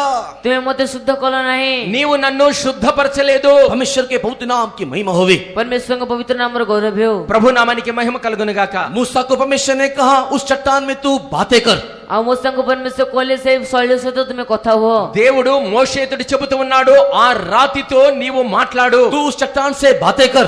तुम्हें से शैल से तो कथा हो। ఆ బండతో నీవు మాట్లాడు. लेकिन मूसा ने उस चट्टान को दोबारा मारा। किंतु मूसा से शैल को द्वितीय थर प्रहार అయితే करे। మోషే ఆ బండను 2 మార్లు కొట్టి ఉన్నాడు. अभी परमेश्वर बोल रहा है, ऐसे परमेश्वर कहउछन्ति ఇప్పుడు దేవుడు చెబుతూ ఉన్నాడు, तूने मारा पानी निकला। तुम्हें आघात कर लेवा पानी बाहरला। నీవు బండను కొట్టి ఉన్నప్పుడు నీళ్లైతే బయటికి వచ్చాయి. लेकिन तूने मुझे उनकी दृष्టి में शुद्ध नहीं किया। किंतु तुम्हें मोते तांको सेमान को दृष्टि शुद्ध कल नहीं। అయితే ఆ జనుల దృష్టిలో నీవు నన్ను నా పరిశుద్ధతను నీవు సన్మానించలేదు. ओ तूने मुझे उनकी दृष्टि में अपवित्र कर दिया। तुम्हें मोते तांको दृष्टि अपवित्र कर देलो। వారి దృష్టిలో నన్ను అపవిత్రపరిచి ఉన్నావు. मूसा ने परमेश्वर के प्रिय लोगों, जो पवित्र है, जो पवित्र है, जो पवित्र है, जो पवित्र है, तुम भी उसके समान पवित्र बनो करके बोलने वाले परमेश्वर को मूसा ने अपवित्र कर दिया। जे की पवित्र पवित्र पवित्र जे की कौन देते तुम्हें मोह पर पवित्र हो सही पवित्र परमेश्वर को मूसा पवित्र ఏ कर दे। దేవుడైతే పవిత్రుడు పవిత్రుడు పవిత్రుడని కొనియాడబడుచు ఉన్నాడు,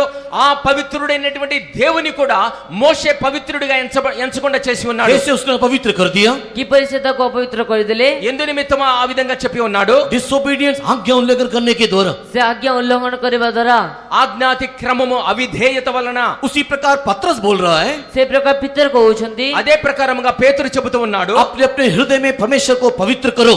निज निज हृदय परमेश्वर को पवित्र करो। మీ మీ హృదయములలో యేసును పవిత్రపరచుకోండి. ओ जब तुम जाते हो तो मेरा आत्मा तुम्हारे साथ नहीं जाता क्या? जतोळे तुम्हें जाओ कौन मोर अंतःकरण तुम से तो जाए नहीं। ఎప్పుడైతే నీవు వెళుతూ ఉంటావో నా యొక్క ఆత్మ నీతో వెంబడించకుండా ఉంటుందా? जो चीज मैंने मना किया तुम उसके पीछे दौड़ते हो क्या? आ देव विषय को मु मना करे तापसे तुम्हें दौड़ो छकी। ఏ విషయములనైతే నేను తీసుకోవద్దు అని చెబుతూ ఉన్నానో ఆ విషయముల వెంబడి నీవు వెళుచూ ये ఉన్నావా? जगत मेरा नहीं है करके मैंने कहा, क्या तुमने जगत के साथ दोस्ती किया क्या? आ जगत तुम्हारे नुहे बोली कहली तो कौन तुम्हें जगत सहित से सांग कल की। ఏ లోకము విషయమైతే ఈ లోకమునకు నీవు చెందిన వాడవు కాదు అని చెప్పి ఉన్నానో ఆ లోకము వెంబడిస్తూ ఉన్నావా నీవు? ये जगत ने मुझको आदर नहीं किया, तुम लोग जगत के आदर को ढूंढने के लिए गए क्या? आ ये जगत मते आदर कला नहीं कि तुम्हें जगत को आदर करे पे गल की। ఏ లోకమైతే నన్ను స్వీకరించలేదో ఆ స్వీకరించినటువంటి లోకము వెంబడి నీవు వెంబడిస్తూ ఉన్నావా? परमेश्वर के प्रिय लोगों, जो मैंने मना किया तुमने लिया क्या? परमेश्वर बिलक में जहां मो मना करे तुम्हें ने लो की। నేను ఏదైతే వద్దని చెప్పి ఉన్నాడో ఆ విషయాలను నువ్వు తీసుకుని ఉన్నావా? चट्टान में मारा, पानी तो निकला, लेकिन उन लोग कोड़ी हो गए। आ से शैल को मारी लो पानी तो बाहर ला के कुष्ठी हो गलो। అయితే బండను కొట్టినప్పుడు నీళ్లైతే బయటకు వచ్చి ఉన్నాయి, కానీ వారందరూ కూడా కుష్ఠరోగులై ఉన్నారు. उन लोग कोड़ी हो गए, उन लोग उस छावनी में प्रवेश करने ना पाए। से माने कुष्ठी हो गले से मन से छावनी में प्रवेश करी पाले नहीं। వారు కుష్ఠరోగులైనందువలన వారందరూ కూడా పాళెములోనికి వెళ్ళలేకపోయిరి. उन लोग कनान में प्रवेश करने ना पाए। से माने कीड़ा में प्रवेश करी पाले नहीं। ఆరో కానానులోనికి వాళ్ళు ప్రవేశించలేదు. इस स्थान से लौटने के समय में ए स्थानों बाहरी वा समय रे ఈ స్థలంలోనికి వచ్చినప్పుడు కూడా आपके साथ परमेश्वर भी जाता है। अपन को सिद्ध परमेश्वर मध्य जानती। దేవుడు కూడా మీతో పాటుగా వెళుతూ ఉంటాడు. उसके बाद आप क्या करते हो? ताहा पर अपन कौन करता దాని తర్వాత మీరేమి చేస్తూ ఉంటారు? आपका जीवन कैसा रहता है? अपन को जीवन की पर रहता మీ है। యొక్క జీవితం ఏ ప్రకారంగా ఉన్నది? कितने समय तक आप परमेश्वर की उपस्थिति को बनाए रखते हो? कितने समय पर अपन परमेश्वर को उपस्थित रहता है। దేవుని యొక్క సన్నిధిని ఎంత సమయం వరకు మీ యొక్క జీవితంలో ఉంచుకొని ఉన్నారు? संडे मीटिंग के बाद परमेश्वर की उपस्थिति कब तक आपके जीवन में बरकरार रहता है? रविवार आराधना पर परमेश्वर को उपस्थित कितने पर्यंत अपन सहित रहता है। ఆదివారము ఆరాధన తర్వాత ఎంత సమయం వరకు దేవుని యొక్క సన్నిధి మీతో ఉంటుంది? क्या 1 घंटा तक?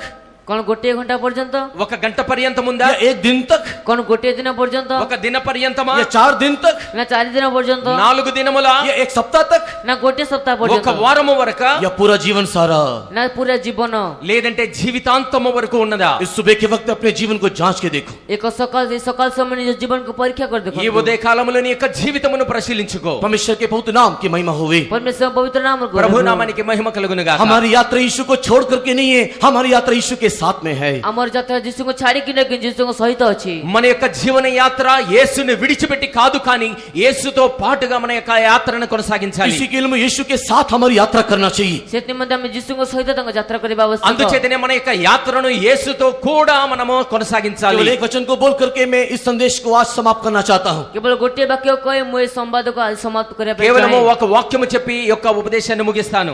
मत्ती रचित सुसमाचार 8 अध्याय को पढ़ने के समय में, ମାଥିଲି ସୁସମାଚାର 8 ପର୍ବ ପଢିବା ସମୟରେ, మత్తయి సువార్త 8వ అధ్యాయము, मत्ती रचित सुसमाचार 8 अध्याय को पढ़ने के समय में, ମାଥିଲି ସୁସମାଚାର 8 పର୍ବ ପଢିବା మత్తయి ସମୟରେ సువార్త 8వ అధ్యాయంలో उसके दूसरे वचन में लिखा हुआ है, ତାର 2 ପଦରେ ଲେଖାଯାଇଅଛି। 2వ వచనములో రాయబడి ఉన్నది. Matthew chapter 8 and verse 2। Matthew ତାର 8 ପର୍ବ 2 ପଦ। మత్తయి సువార్త 8వ అధ్యాయం 2వ వచనం. ଆଉ ଦେଖ, ଜଣେ କୁଷ୍ଠି ତାଙ୍କ ନିକଟକୁ ଆସି ପ୍ରଣାମ କରି କହିଲା, ହେ ପ୍ରଭୁ, ଆପଣ ଯଦି ଇଚ୍ଛା କରନ୍ତି ତାହେଲେ ମୋତେ ସୂଚି କରିପାରନ୍ତି। परमेश्वर के पवित्र नाम की महिमा होवे। ପରମେଶ୍ୱର ପବିତ୍ର ନାମର ప్రభు ଗୌରବ। నామానికి మహిమ కలుగును గాక. वहाँ पर लिखा हुआ है कि एक खोड़ी व्यक्ति यीशु के पास आया। ସେଟା ଲେଖାଯାଇଅଛି, କୁଷ୍ଠି ପରମେଶ୍ୱର ଯୀଶୁଙ୍କ ପାଖକୁ ଆସିଲା। అక్కడ రాయబడి ఉన్నది, ఒక కుష్ఠరోగి యేసు దగ్గరికి వచ్చి ఉన్నాడు. उसको कोढ़ हो गया था और वो छावनी के बाहर था। ଆଉ ତାକୁ କୁଷ୍ଠ ହୋଇଯାଇଥିଲା ଏବଂ ସେ ଛାଉଣି ବାହାରେ ଥିଲା। వానికి కుష్ఠరోగం వచ్చి ఉన్నది, పాళ్ళెమునకు వెలుపల ఉన్నవాడు. तुम्हारे पाप ने तुमको तुम्हारे परमेश्वर से दूर कर दिया है। ତୁମର ପାପ ତୁମକୁ ପରମେଶ୍ୱରଠୁ ଦୂର କରିଦେଇଛି। నీ యొక్క పాపములు నిన్ను దేవుని యందు దూరముగా చేసి ఉన్నది. लेकिन तेरे आत्मा में दिखाई देने वाली उस कोढ़ से अगर छुटकारा पाना है तो କିନ୍ତୁ ତୁମ ଆତ୍ମାରେ ଦେଖାଯାଉଥିବା ସେ କଷ୍ଟ ଯଦି ତୁମେ ମୁକ୍ତି ପାଇବାର ଅଛି, ତେବେ అయితే నీ యొక్క ఆత్మలో ఉన్నటువంటి ఆ కుష్ఠ రోగము నుండి నీవు విడుదల పొందాలి అనుకున్నట్లయితే यहाँ पर 2 चीज तुझे करना जरूरी है। ଏଟା 2ଟି ବିଷୟ ତୁମେ କରିବା ଅତ୍ୟନ୍ତ ଜରୁରୀ ଅଟେ। ఆ సందర్భంలో 2 విషయములు నీవు చేయాల్సి ఉన్నది. सब मिलाकर के 3 चीज करना जरूरी है। ସବୁ ମିଶାଇ 3ଟି ବିଷୟ କରିବା ଜରୁରୀ। మొత్తమును కలిపి 3 విషయములు చేయాల్సి ఉన్నది. ये 3 बातें इस दूसरे वचन में लिखा हुआ है। ଏ 3ଟି ବିଷୟ ସେ 2 ପଦରେ ఈ ଲେଖାଯାଇଅଛି। 3 విషయములు కూడా 2వ వచనములో రాయబడి ఉన్నది. अगर ये 3 बातें अगर हम लोग करेंगे, ଯଦି ସେ 3ଟି ବିଷୟ ଆମେ କରିବା, ఈ 3 విషయములు కూడా మనం గనక చేసినట్లయితే परमेश्वर के प्रिय लोगों, हमारे कोढ़ से हमको मुक्ति मिलेगा। ପରମେଶ୍ୱର ବିଲକା ଆମ କଷ୍ଟରେ ଆମକୁ ମୁକ୍ତି ମିଳିବ। దేవుని ప్రియులారా, ఆ కుష్ఠ రోగము నుండి మనకి విముక్తి కలుగుతూ ఉంటుంది. क्या 3 बातें इस व्यक्ति ने किया? କେଉଁ 3ଟି ବିଷୟ ସେ ବ୍ୟକ୍ତି କଲେ? ఈ 3 విషయములు ఏమిటి ఆ వ్యక్తి చేసి ఉన్నాడు? The first thing जो उसने किया वो यीशु के पास आया।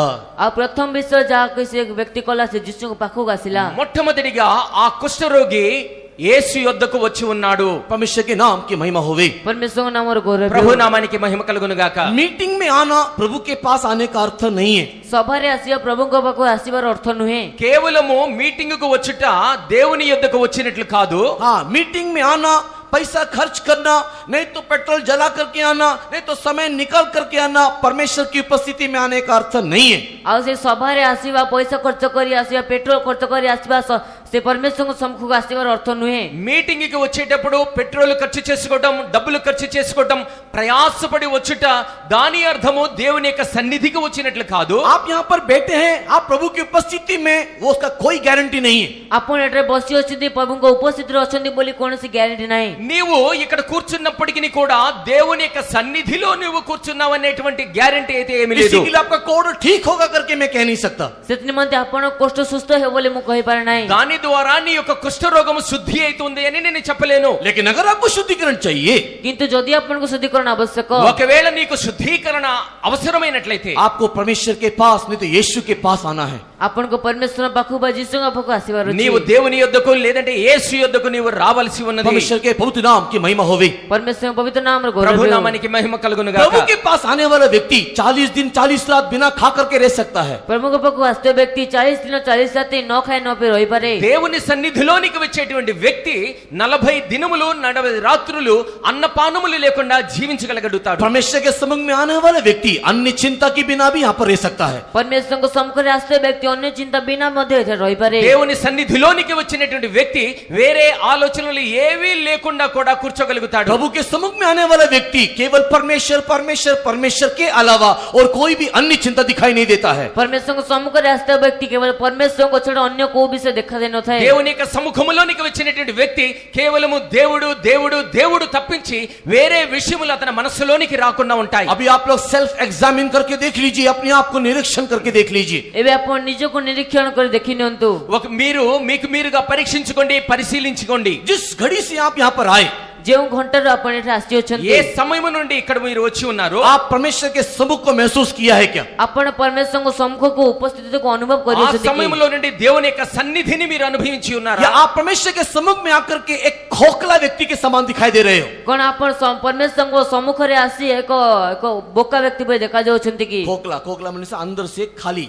ఆ అంతర్కరణలో ఖాళీ ఒక వ్యక్తి ଦେଖାଯାଉଛନ୍ତି କି? దేవుని యొక్క సముఖములోనికి వచ్చిన తర్వాత మీరు మీ లోపల నుండి ఖాళీగా ఉన్న వ్యక్తిలాగా కనిపిస్తూ इधर ఉన్నారా? उधर देखना, इधर उधर देख करके हंसना, इधर उधर देख करके बातें करना, मोबाइल को निहारते रहना, किताबों में कुछ ना कुछ बनाते रहना, अन्य चिंता में दिखाई देना परमेश्वर के सम्मुख नहीं है। ଆଉ ଏପଟ ସେପଟ ଦେଖିବା, ଏପଟ ସେପଟ ଦେଖିବା, ହସିବା, ମୋବାଇଲରେ ଦେଖିବା, ବହି ଦେଖିବା, ଏପରି କିଛି ପରମେଶ୍ୱରଙ୍କ ସମ୍ମୁଖରେ ଆସିବା ନୁହେଁ। ఈ స్థలంలోనికి వచ్చిన తర్వాత మీరు అటు ఇటు చూచుట, వేరే వారితో మాట్లాడుట, మొబైల్ ఫోన్స్ నుంచి చూడుట, అటు వేరే వేరే వేరే పుస్తకాల్లో వేరే విషయాల గురించి రాయుట, దాని అర్థము దేవుని యొక్క సముఖములో ఉన్నట్లు కాదు। కానీ परमेश्वर के बहुत नाम की महिमा होवे। ପରମେଶ୍ୱରଙ୍କ ପବିତ୍ର నామର గౌరవ ప్రభు నామానికి మహిమ కలుగును कितने గాక। सालों से हम परमेश्वर के सम्मुख में आने की कोशिश तो कर रहे हैं, लेकिन परमेश्वर के सम्मुख में आते नहीं है। କେତେ ବର୍ଷରୁ ଆମେ ପରମେଶ୍ୱରଙ୍କ ସମ୍ମୁଖକୁ ଆସିବା ପାଇଁ ଚେଷ୍ଟା ତ କରୁଅଛୁ, କିନ୍ତୁ ପରମେଶ୍ୱରଙ୍କ ସମ୍ମୁଖରେ ଆସୁନାହୁଁ। అనేక సంవత్సరముల నుండి దేవుని యొక్క సముఖములోనికి రావాలని మనము ప్రయాసపడుతూ ఉన్నాము, కానీ ఇంతవరకు కూడా దేవుని యొక్క సన్నిధిని మనం అనుభవించలేకుండా इसी ఉన్నాం। कारण से हम लोग कोड़ी उकर के दिखाई दे रहे हैं। ସେଇ କାରଣ ଆମେ କୁଷ୍ଠ ହୋଇ ଦେଖାଯାଉଛୁ। అందుచేతనే మనమందరము కూడా కుష్ఠరోగులుగా కనిపిస్తూ ఉన్నాం। कुष्ठ रोग का प्रभाव आने वाले सप्ताह में हम लोग ध्यान करेंगे। କୁଷ୍ଠ ରୋଗର ପ୍ରଭାବ ଆମେ ଆସୁଥିବା ସପ୍ତାହରେ ଧ୍ୟାନ କରିବା। ఆ కుష్ఠరోగం యొక్క ప్రభావము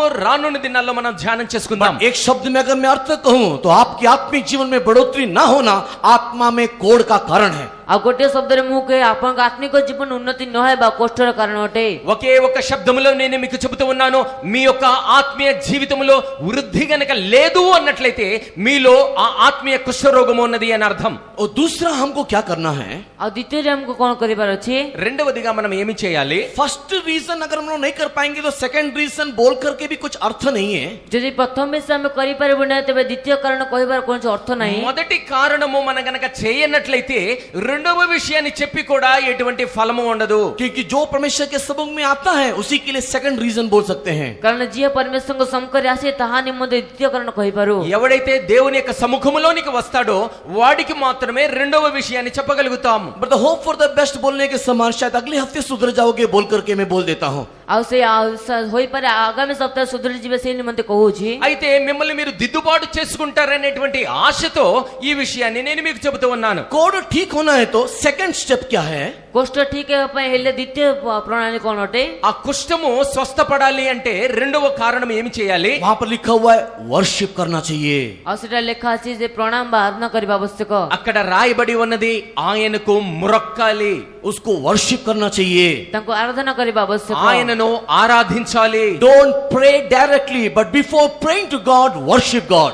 ଆଉ ସେ ସିଧା ସଳଖ ପ୍ରାର୍ଥନା କରନ୍ତୁ ନାହିଁ, କିନ୍ତୁ ପ୍ରାର୍ଥନା କରିବା ପୂର୍ବରୁ ସେ ପ୍ରଣାମ ମଧ୍ୟ କରନ୍ତୁ। వచ్చిన వెంటనే దేవుని ప్రార్థించాలి అనుకోవద్దు। మీరు వచ్చిన వెంటనే మీరు మొట్టమొదటిగా ప్రార్థనకు ముందుగా మీరు దేవుని ఆరాధించాలి। हाँ, परमेश्वर के नाम की महिमा होवे। ପରମେଶ୍ୱରଙ୍କ ନାମର ଗୌରବ ହେଉ। ప్రభు నామానికి మహిమ కలుగును గాక। लूक गॉस्पेल चैप्टर 1 वर्स 40 पढ़ने से ଲୁକାୟିତ ସୁସମାଚାର 1 ପର୍ବ 40 పద ପଢିଲେ, లూకాసు వార్త 1వ అధ్యాయము 40వ వచనం చూచినప్పుడు, लूक चैप्टर 1 वर्स 40 पढ़ने से ଲୁକତର 1 ପର୍ବ 40 పଦ ପଢିଲେ, లూకాసు వార్త 1వ అధ్యాయము 40వ వచనము, द वे ऑफ वर्शिप वहां पर लिखा हुआ है।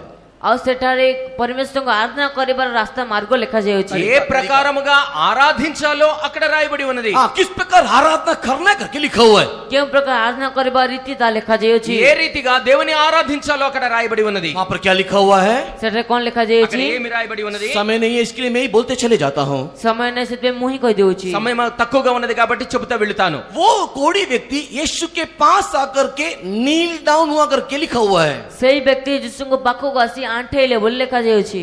ఆ కుష్ఠరోగి యేసు యొద్దకు వచ్చి మోకాళ్ళుని ఆయనకు మ్రొక్కినట్లుగా చెప్పబడి ఉన్నది. आमीन। परमेश्वर के बहुत नाम की महिमा होवे। परमेश्वर पवित्र नाम रो गौरव ప్రభు हो। నామానికి మహిమ కలుగును గాక. सेकंड थिंग, हमारे कोर्स से छुटकारा पाना है तो हम लोग क्या करना चाहिए? ଦ୍ୱିତୀୟ ପ୍ରଣାଳୀ ଯାହା ଆମ କଷ୍ଟ ସୁସ୍ଥ କରିବା କଣ କରିବା ଆବଶ୍ୟକ?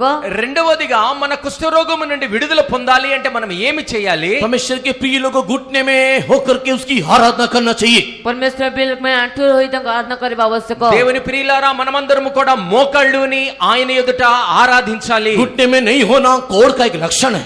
ଆଣ୍ଠୁରେ ନ ହେବା କଷ୍ଟର ଏକ ଲକ୍ଷଣ ଅଟେ। మోకాళ్ళ మీదకి రాకపోవట కుష్ఠరోగములో ఉన్నటువంటి ఒక లక్షణమై ఉన్నది. परमेश्वर के बहुत नाम की महिमा होवे। परमेश्वरଙ୍କ पवित्र नाम रो गौरव ప్రభు हो। నామానికి మహిమ కలుగును గాక. मैं बड़े बुजुर्गों को बीमार व्यक्ति के संबंध में नहीं कह रहा, ମୁଁ ବୁଢା ଲୋକମାନଙ୍କୁ ବୃଦ୍ଧ ଲୋକମାନଙ୍କୁ ଏବଂ ରୋଗୀ ଲୋକମାନଙ୍କ ବିଷୟରେ କହୁନାହିଁ। నేను అనారోగ్యముతో ఉన్నటువంటి వారి విషయమై, వృద్ధులైనటువంటి వారి విషయమై నేను చెప్పడం లేదు. लेकिन जिनको परमेश्वर ने शक्ति दिया, सामर्थ्य दिया, परमेश्वर के सम्मुख में आकर के घुटने में नहीं बैठना एक कुष्ठ रोग का लक्षण है। କିନ୍ତୁ ଯାହାଙ୍କୁ ପରମେଶ୍ୱର ସାକ୍ଷ୍ୟ ସାମର୍ଥ୍ୟ ଦେଇଅଛନ୍ତି, ଶକ୍ତି ଦେଇଅଛନ୍ତି, ତାଙ୍କ ସମ୍ମୁଖରେ ଆସି ଆଣ୍ଠୁରେ ନ ବସିବା ଏକ କୁଷ୍ଠରୋଗ କାରଣ ଅଟେ। అయితే దేవుడు ఏ వ్యక్తికైతే మోకాళ్ళు ఉండటానికి సామర్థ్యమును శక్తిని కలగచేసి ఉన్నాడో ఆ వ్యక్తి గనుక దేవుని యొక్క సముఖములో మోకాళ్ళు ఉండకుండా ఉంటాడో అతని యొక్క విషయంలో చెప్పబడిన लेकिन अगर आपको छुटकारा चाहिए तो, କିନ୍ତୁ ଯଦି ଆପଣଙ୍କୁ ମୁକ୍ତି ଆବଶ୍ୟକ ତେବେ, మీకు గనక దాని నుండి విముక్తి కలగాలి అంటే, आत्मिक जीवन में उन्नति चाहिए तो, ଆତ୍ମିକ ଜୀବନ ଉନ୍ନତି ଦରକାର ହୁଏ ତେବେ, ఆత్మలో వర్ధిల్లాలి అనుకున్నట్లయితే, उसके राज्य में जाना है तो,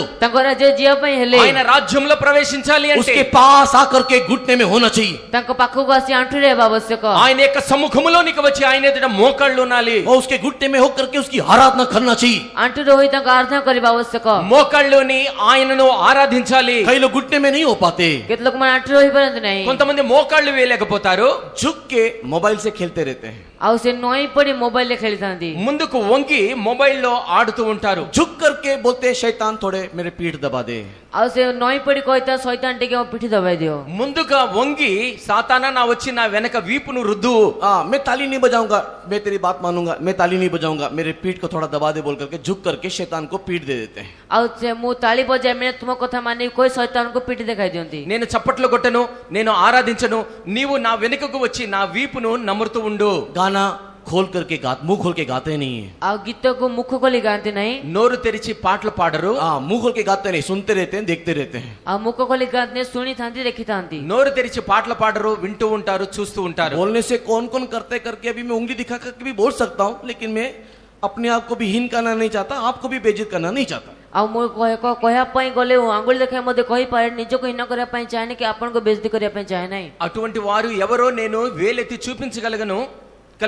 అయితే అటువంటి పని చేసి నన్ను నేను తగ్గించుకోవటం, మిమ్మల్ని హీన స్థితిలోనికి తీసుకురావడం నాకు ఇష్టం లేదు. प्रिय लोगों, हम लोग आराधना करने के लिए आने के समय में, ପ୍ରିୟ ଲୋକମାନେ ଆମ ଆରାଧନା କରିବା ପାଇଁ ଆସିବା ସମୟରେ, దేవుని ప్రియులారా, మనం దేవుని ఆరాధించడానికి వచ్చినప్పుడు आंखों को बंद करके घुटने में होकर के परमेश्वर को ध्यान करना चाहिए। ଚକ୍ଷୁ ବନ୍ଦ କରି ଆଣ୍ଠୁରେ ହୋଇ ପରମେଶ୍ୱରଙ୍କୁ ଧ୍ୟାନ କରିବା ଆବଶ୍ୟକ। మోకాళ్ళ మీదకి వచ్చి మన కళ్ళు మూసుకొని దేవుని మనం స్మరణ చేస్తూ ఆరాధించాలి. मैं प्रचार कर रहा हूँ, ମୁଁ ପ୍ରଚାର କରୁଛି। నేను ప్రకటిస్తూ ఉన్నాను. मैं प्रचार करने के टाइम में, ମୁଁ ପ୍ରଚାର କରିବା ସମୟରେ, నేను బోధ చేసే సమయంలో अगर आप लोग मेरे को फुल अटेंशन नहीं देने से, ଯଦି ଆପଣମାନେ ମୋତେ ପୂର୍ଣ୍ଣ ଆଟେନସନ ନ ଦେଲେ, మీరు మీ యొక్క అటెన్షన్ నా మీద పూర్తిగా ఇవ్వనట్లయితే, मैं कुछ बोलने से आप लोग मेरे और ध्यान से नहीं सुनने से, ଆଉ ମୁଁ କିଛି କହିଲେ ଆପଣ ମୋ ଆଡକୁ ଧ୍ୟାନ ସହିତ ନ ଶୁଣିଲେ, నేను ఏదైతే చెబుతున్నానో దాని విషయమే పరిపూర్ణమైనటువంటి ధ్యానము మీరు నా వైపు చూడనట్లయితే, मुझे गुस्सा भी आएगा, मुझे दुख भी आएगा। ଆଉ ମୋତେ ରାଗ ମଧ୍ୟ ହେବ ଏବଂ ଦୁଃଖ ମଧ୍ୟ ହେବ। నాకు కోపము వస్తుంది, దుఃఖము కూడా కలుగుతుంది. मैं आपके घर में जाने से, ମୁଁ ଆପଣଙ୍କ ଘରକୁ ଗଲେ,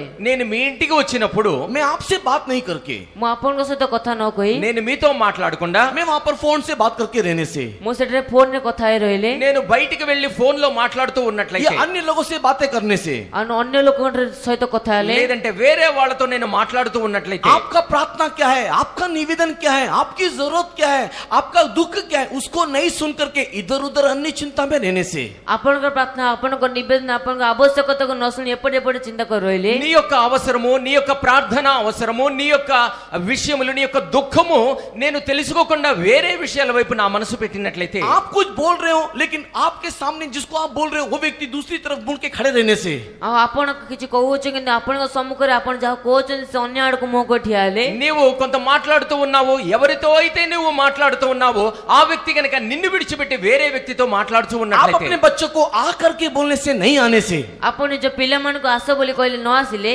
నీ పిల్లల్ని నీవు రండి అని చెప్పినప్పుడు వారు రాకుండా ఉన్నట్లయితే आपको कितना दुख लगता है, आपको कितना गुस्सा आता है। ଆପଣଙ୍କୁ କେତେ ଦୁଃଖ ଲାଗେ, ଆପଣଙ୍କୁ କେତେ କ୍ରୋଧ ଆସେ, మీకు ఎంత దుఃఖము కలుగుతుంది, ఎంత కోపం మీకు వస్తుంది. आप प्रभु के सम्मुख में आकर के क्या करते हो? ଆପଣ ପ୍ରଭୁଙ୍କ ସମ୍ମୁଖରେ ଆସି କଣ କରନ୍ତି? దేవుని యొక్క సముఖములోనికి వచ్చి మీరు ఏమి చేస్తూ आप ఉన్నారు? आराधना में आए होकर के बोल करके क्या करते हो? ଆପଣ ଆରାଧନାରେ ଆସିଅଛନ୍ତି ବୋଲି କହି କଣ କରନ୍ତି? నేను ఆరాధించడానికి వచ్చి ఉన్నానని చెప్పి మీరు ఏమి చేస్తూ ఉన్నారు? अपने आप को जांच करके देखो प्रिय लोगों। ପ୍ରିୟ ଲୋକମାନେ ନିଜ ନିଜକୁ ପରୀକ୍ଷା କରି ଦେଖନ୍ତୁ। దేవుని ప్రియులారా, మిమ్మల్ని మీరు పరిశీలించుకోండి. अगर हमारे कोर्ट से हमको छुटकारा चाहिए, ଯଦି ଆମ କଷ୍ଟରେ ଆମକୁ ମୁକ୍ତି ଆବଶ୍ୟକ, ఒకవేళ కుష్ఠ రోగము నుండి మనకు విడుదల కావాలి అంటే हम उसके सम्मुख में आकर के आराधना करना है, आकर के एक मूर्ति के समान नहीं बैठना है। ଆମେ ତାଙ୍କ ସମ୍ମୁଖରେ ଆସି ଆରାଧନା କରିବା ଅଛି, ମୂର୍ତ୍ତି ପରି ବସିବାର ନାହିଁ। ఆయన సన్నిధిలోనికి వచ్చి మనం ఆరాధించవలసినటువంటి వారమై ఉన్నాము, కేవలము ఒక విగ్రహములాగా మనం हम ఉండకూడదు. लोग परमेश्वर के सम्मुख में आकर के उसकी महिमा करना है, चुपचाप नहीं बैठना है। ଆମେ ତାଙ୍କ ପରମେଶ୍ୱରଙ୍କ ସମ୍ମୁଖରେ ଆସି ମହିମା କରିବାର ଅଛି, ଚୁପଚାପ ବସିବାର ନାହିଁ। దేవుని యొక్క సముఖములోనికి వచ్చి దేవుని మహిమపరచాలి,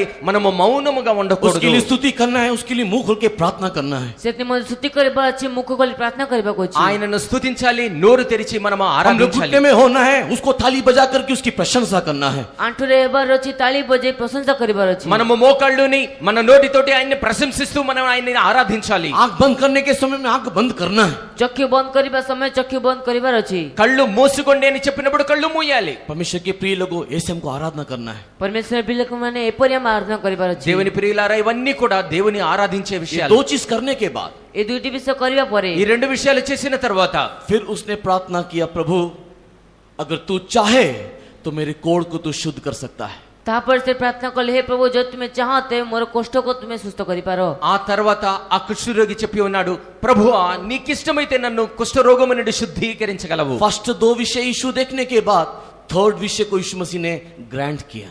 ଆଉ ସେ ପ୍ରଥମ ଦୁଇଟି ବିଷୟ ସେ କଲା ପରେ ତୃତୀୟ ବିଷୟକୁ ଯୀଶୁ ଖ୍ରୀଷ୍ଟ ସେ ସମ୍ପାଦନ మొదటి କଲେ। రెండు విషయములు చూచిన తరువాత మూడవ విషయమై యేసుక్రీస్తు అంగీకరించి ఉన్నాడు. उसने आमीन करके कहा। ଆଉ ସେ ଆମେନ୍ ବୋଲି କହିଲେ। ఆయన ఆమేన్ అని చెప్పి ఉన్నాడు. बट हम लोग कैसे हैं? କିନ୍ତୁ ଆମମାନେ କିପରି? అయితే మనం ఏ ప్రకారంగా ఉన్నాం? ताली नहीं बजाएंगे, ତାଳି ବଜାଇବା ନାହିଁ, చప్పట్ల కొట్టము, गाना नहीं गाएंगे, ଗାନା ଗୀତ ଗାଇବୁ ନାହିଁ, పాటలు పాడము, गाना गाने के समय में आंखों को खोलेंगे नहीं, अन्य चिंता में बैठे रहेंगे। ଆଉ ଗୀତ ଗାଇବା ସମୟରେ ଚକ୍ଷୁ ଖୋଲିବ ନାହିଁ, ଏପଟ ସେପଟ ଅନ୍ୟ ଚିନ୍ତାରେ ବସିବୁ। పాటలు పాడే సమయంలో మన కన్నులు తెరము, వేరే ఆలోచనలతో నింపబడి प्रार्थना ఉంటాం. करने के समय आंख खोल करके इधर उधर देखते रहेंगे। ପ୍ରାର୍ଥନା କରିବା ସମୟରେ ଚକ୍ଷୁ ଖୋଲି ଏପଟ ସେପଟ ଦେଖୁଥିବୁ। ప్రార్థన చేసే సమయంలో కూడా కళ్ళు తెరిచి అటు ఇటు చూస్తూ ఉంటాం. साक्षी देंगे नहीं, ସାକ୍ଷ୍ୟ ଦେବୁ ନାହିଁ, సాక్ష్యం ఇవ్వము, आत्मा में भरेंगे नहीं। ଆତ୍ମାରେ ପୂର୍ଣ୍ଣ ହେବୁ ନାହିଁ। ఆత్మలో నింపుదల ఉండదు. आराधना में स्तुति का भाग तो कई लोगों को जरूरत ही नहीं है, जान पूछ करके लेट में आते हैं। ଆରାଧନାରେ ସ୍ତୁତିର ଭାଗ ତ କାହାକୁ ଆବଶ୍ୟକ ହିଁ ନାହିଁ, ଯେ ଜାଣି ଶୁଣିକି ଲେଟରେ ଆସନ୍ତି। ఆరాధన సమయంలో స్తుతి చెల్లించుట అనేటువంటి విషయమే తెలియదు, ఆరాధన అయిపోయిన తర్వాత వస్తూ ఉంటారు. परमेश्वर के बहुत नाम की महिमा होवे। परमेश्वरଙ୍କ पवित्र नामର ଗୌରବ ప్రభు ହେଉ। నామానికి మహిమ కలుగును గాక. सब कुछ नहीं करने के बाद लास्ट में एक प्रार्थना निवेदन, ब्रदर जी इसके लिए प्रार्थना कीजिएगा, ये 100 रुपए मैं आपको दे रहा हूँ। ଆଉ ସେ ଶେଷରେ ସବୁ କିଛି ନ କରି ଆଉ ସେ ଶେଷରେ ଏକ ପ୍ରାର୍ଥନା ନିବେଦନ, ପ୍ରଭୁ ଆଉ ସେ ବ୍ରଜଜି ଏଥିରେ ମଧ୍ୟ ପ୍ରାର୍ଥନା କରନ୍ତୁ, 100 ଟଙ୍କା ଆପଣ ଦେଉଛି। ఆరాధనకు సంబంధించినటువంటి ఏ విషయము కూడా చేయకుండా ఆ తర్వాత ఒక 100 రూపాయలు చేతులు పెట్టి, బ్రదర్ గారు నా గురించి ప్రార్థన చేయండి. परमेश्वर के प्रिय लोगों, हमारा कोढ़ कैसे ठीक होगा? परमेश्वर ଆମମାନଙ୍କ କୋଷ୍ଠ କିପରି ଠିକ ହେବ? దేవుని ప్రియులారా, మన కుష్ఠరోగం ఏ రీతిగా आइए శుద్ధీకరించబడుతుంది? हमारी आंखों को बंद करेंगे। अगर आप हो सके तो इन सारी बातों को सोचने और समझने की कोशिश कीजिए। ଆସନ ଆମେ ଚକ୍ଷୁ ବନ୍ଦ କରିବା, ଯଦି ହୋଇପାରେ ତେବେ ଏହି ବିଷୟକୁ ଭାବି ଟିକେ ଦେଖିବା। దయచేసి కళ్ళు మూసుకొని వీలైతే ఈ విషయాలన్నిటి విషయమే మీరు గ్రహించులగన మీరు ఆలోచించండి. आप लोग सब अच्छे लोग हो, किसी को मैं दोष देने के लिए नहीं कह रहा हूँ। ଆପଣ ସମସ୍ତେ ଉତ୍ତମ ଅଟନ୍ତି, କାହାକୁ ଦୋଷ ଦେବା ପାଇଁ ମୁଁ କହୁନାହିଁ। మీరందరూ కూడా చాలా మంచివారు, ఎవరి మీద కూడా నేను దోషారోపణ చేయటం లేదు. लेकिन प्रिय लोगों, कब तक हम लोग ऐसे ही एक रुके रहने वाले अनुभव में रहेंगे?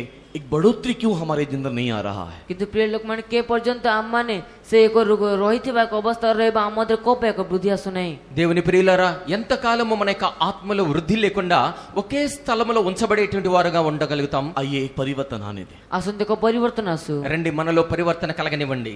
परमेश्वर के सम्मुख में हम लोग आए। परमेश्वरको सम्मुखରେ ଆମମାନେ ଆସୁ। దేవుని యొక్క సముఖములోనికి రండి. कितने लोग एक नया निर्णय लेना चाहते हैं। କେତେ ଲୋକମାନେ ଏକ ନୂତନ ନିର୍ଣ୍ଣୟ ନେବା ପାଇଁ ଚାହାନ୍ତି। ఎంతమంది తమ యొక్క జీవితంలో నిర్ణయం తీసుకోవాలనుకుంటున్నారు? प्रभु मैं आराधना में नहीं किंतु मैं तेरे सम्मुख में आऊंगा। ପ୍ରଭୁ ମୁଁ ଆରାଧନାରେ ନୁହେଁ କିନ୍ତୁ ମୋ ସମ୍ମୁଖରେ ଆସିବି। ప్రభువా కేవలం ఆరాధన మాత్రమే కాదు, నీ యొక్క సముఖములోనికి రావాలి. मैं इस बिल्डिंग में नहीं किंतु मैं तेरे उपस्थिति में आऊंगा। ମୁଁ ଏ ଗୃହରେ ନୁହେଁ କିନ୍ତୁ ମୋ ଉପସ୍ଥିତିରେ ଆସିବି। ఈ బిల్డింగ్ లో కాదు, నీ యొక్క సముఖములోనికి నేను రావాలి. अन्य लोग कैसे कोच भी करने से भी मैं तेरी आराधना करूंगा। ଅନ୍ୟ ଲୋକମାନେ କିଛି କଲେ ମଧ୍ୟ ମୁଁ ତୁମ ଆରାଧନା କରିବି। అన్య జనులు ఏ రీతిగా చెప్పినప్పటికీ కూడా నేను నీ యొక్క సన్నిధిలోనికి వస్తాను. अन्य लोग कुछ भी करने से भी मैं तेरे सम्मुख में भजन गाऊंगा। ଅନ୍ୟ ଲୋକମାନେ କିଛି କଲେ ମଧ୍ୟ ମୁଁ ତୁମ ସମ୍ମୁଖରେ స్తుତି କରିବି। అన్యులు ఏమి చేసినప్పటికీ కూడా నీ సన్నిధిలోనికి వచ్చి నేను గానం చేస్తాను. बोलने वाले केवल आंखों को बंद करके घुटने में होना। କହୁଥିବା ଲୋକ କେବଳ ଚକ୍ଷୁ ବନ୍ଦ କରି ଆଣ୍ଠୁରେ ହୁଅନ୍ତୁ। చెప్పగలిగినటువంటి వారు మాత్రమే కళ్ళు మూసుకొని మోకాళ్ళ మీద प्रभु से हम लोग प्रार्थना करें, प्रभु मेरे कोड़ को तू दूर कर दे। ପ୍ରଭୁଙ୍କୁ ଆମେ ପ୍ରାର୍ଥନା କରିବା, ପ୍ରଭୁ ମୋର କଷ୍ଟକୁ ତୁମେ ଦୂର କର। ప్రభువా నా యొక్క నీకు ఇష్టమైతే నా కుష్ఠ రోగాన్ని मैं तेरे స్వస్థపరచు. लिए हाथ उठाऊंगा, मैं तेरे लिए धन्यवाद करूंगा। ମୁଁ ତୁମ ନିମନ୍ତେ ହସ୍ତ ଉଠାଇବି, ତୁମ ନିମନ୍ତେ ଧନ୍ୟବାଦ କରିବି। నీ నిమిత్తమే నా చేతులు పైకెత్తుతాను, నిన్ను నేను ధ్యానిస్తాను. प्रभु मैं तेरे लिए जीऊंगा, मैं तेरे साथ रहूंगा। ପ୍ରଭୁ ମୁଁ ତୁମ ନିମନ୍ତେ ବଞ୍ଚି ତୁମ ସହିତ ରହିବି। ప్రభువా నీ నిమిత్తమే నేను జీవిస్తాను, నీ కొరకే నేను ప్రాణమిస్తాను. कितने लोग ये निर्णय लेना चाहते हैं? କେତେ ଲୋକମାନେ ଏଇ ନିର୍ଣ୍ଣୟ ନେବା ପାଇଁ ଚାହାନ୍ତି। ఎంతమంది ఈ నిర్ణయాన్ని తీసుకోగలుగుతారు? अभी के लिए नहीं, आज के लिए नहीं, ଏବେ ପାଇଁ ନୁହେଁ, ଆଜି నిమిత్ତ ନୁହେଁ। ఈ రోజు నిమిత్తము ఇప్పటి నిమిత్తమే కాదు, हमारे जीवन से सारा मैं उसकी आराधना करूंगा। ଆମ ପୁରା ଜୀବନ ମୁଁ ତୁମ ଆରାଧନା କରିବି। మన జీవితాంతము వరకు కూడా ఆయన్ను ఆరాధిస్తాను. उन लोग केवल अपने हाथ को उठा करके परमेश्वर को बोलिए। ସେମାନେ କେବଳ ନିଜ ହସ୍ତ ଉଠାଇ ପରମେଶ୍ୱରଙ୍କୁ କୁହନ୍ତୁ। కేవలం అటువంటి వారు మాత్రమే తమ చేతులు పైకెత్తి अपनी దేవునికి गलती को చెప్పండి. मानते हुए, अपनी गलती को समझते हुए, आंखों को बंद करते हुए अंतरात्मा में परमेश्वर को बोलिए। ନିଜ ଭୁଲକୁ ମାନି ନିଜ ଭୁଲକୁ ସ୍ୱୀକାର କରି ନିଜ ଅନ୍ତରାତ୍ମାରେ ପ୍ରଭୁଙ୍କୁ କୁହନ୍ତୁ। తమ యొక్క తప్పులను స్వీకరిస్తూ తమ యొక్క తప్పులను తమ యొక్క హృదయాంతరంగముల నుండి ప్రభువునికి చెప్పండి. प्रभु मैं तेरे लिए जीऊंगा, ପ୍ରଭୁ ମୁଁ ତୁମ ନିମନ୍ତେ ବଞ୍ଚିବି। ప్రభువా నీ నిమిత్తము నేను జీవిస్తాను, तेरे साथ चलूंगा, ତୁମ ସହିତ ଚାଲିବି, నీతో పాటుగా నడుస్తాను, तेरी इच्छा करूंगा। प्रभु ତୁମର ଇଚ୍ଛା କରିବି। నీ ఇష్టాన్ని నెరవేరుస్తాను. मेरे कोड़ को तू दूर कर दे। ମୋର କଷ୍ଟକୁ ତୁମେ ଦୂର నా କରିଦିଅ। కుష్ఠ రోగాన్ని తొలగించు. आइए हम धन्यवाद करें। ଆସ ଆମେ ଧନ୍ୟବାଦ କରିବା। రండి స్తోత్రములు చెల్లిద్దాం. Praise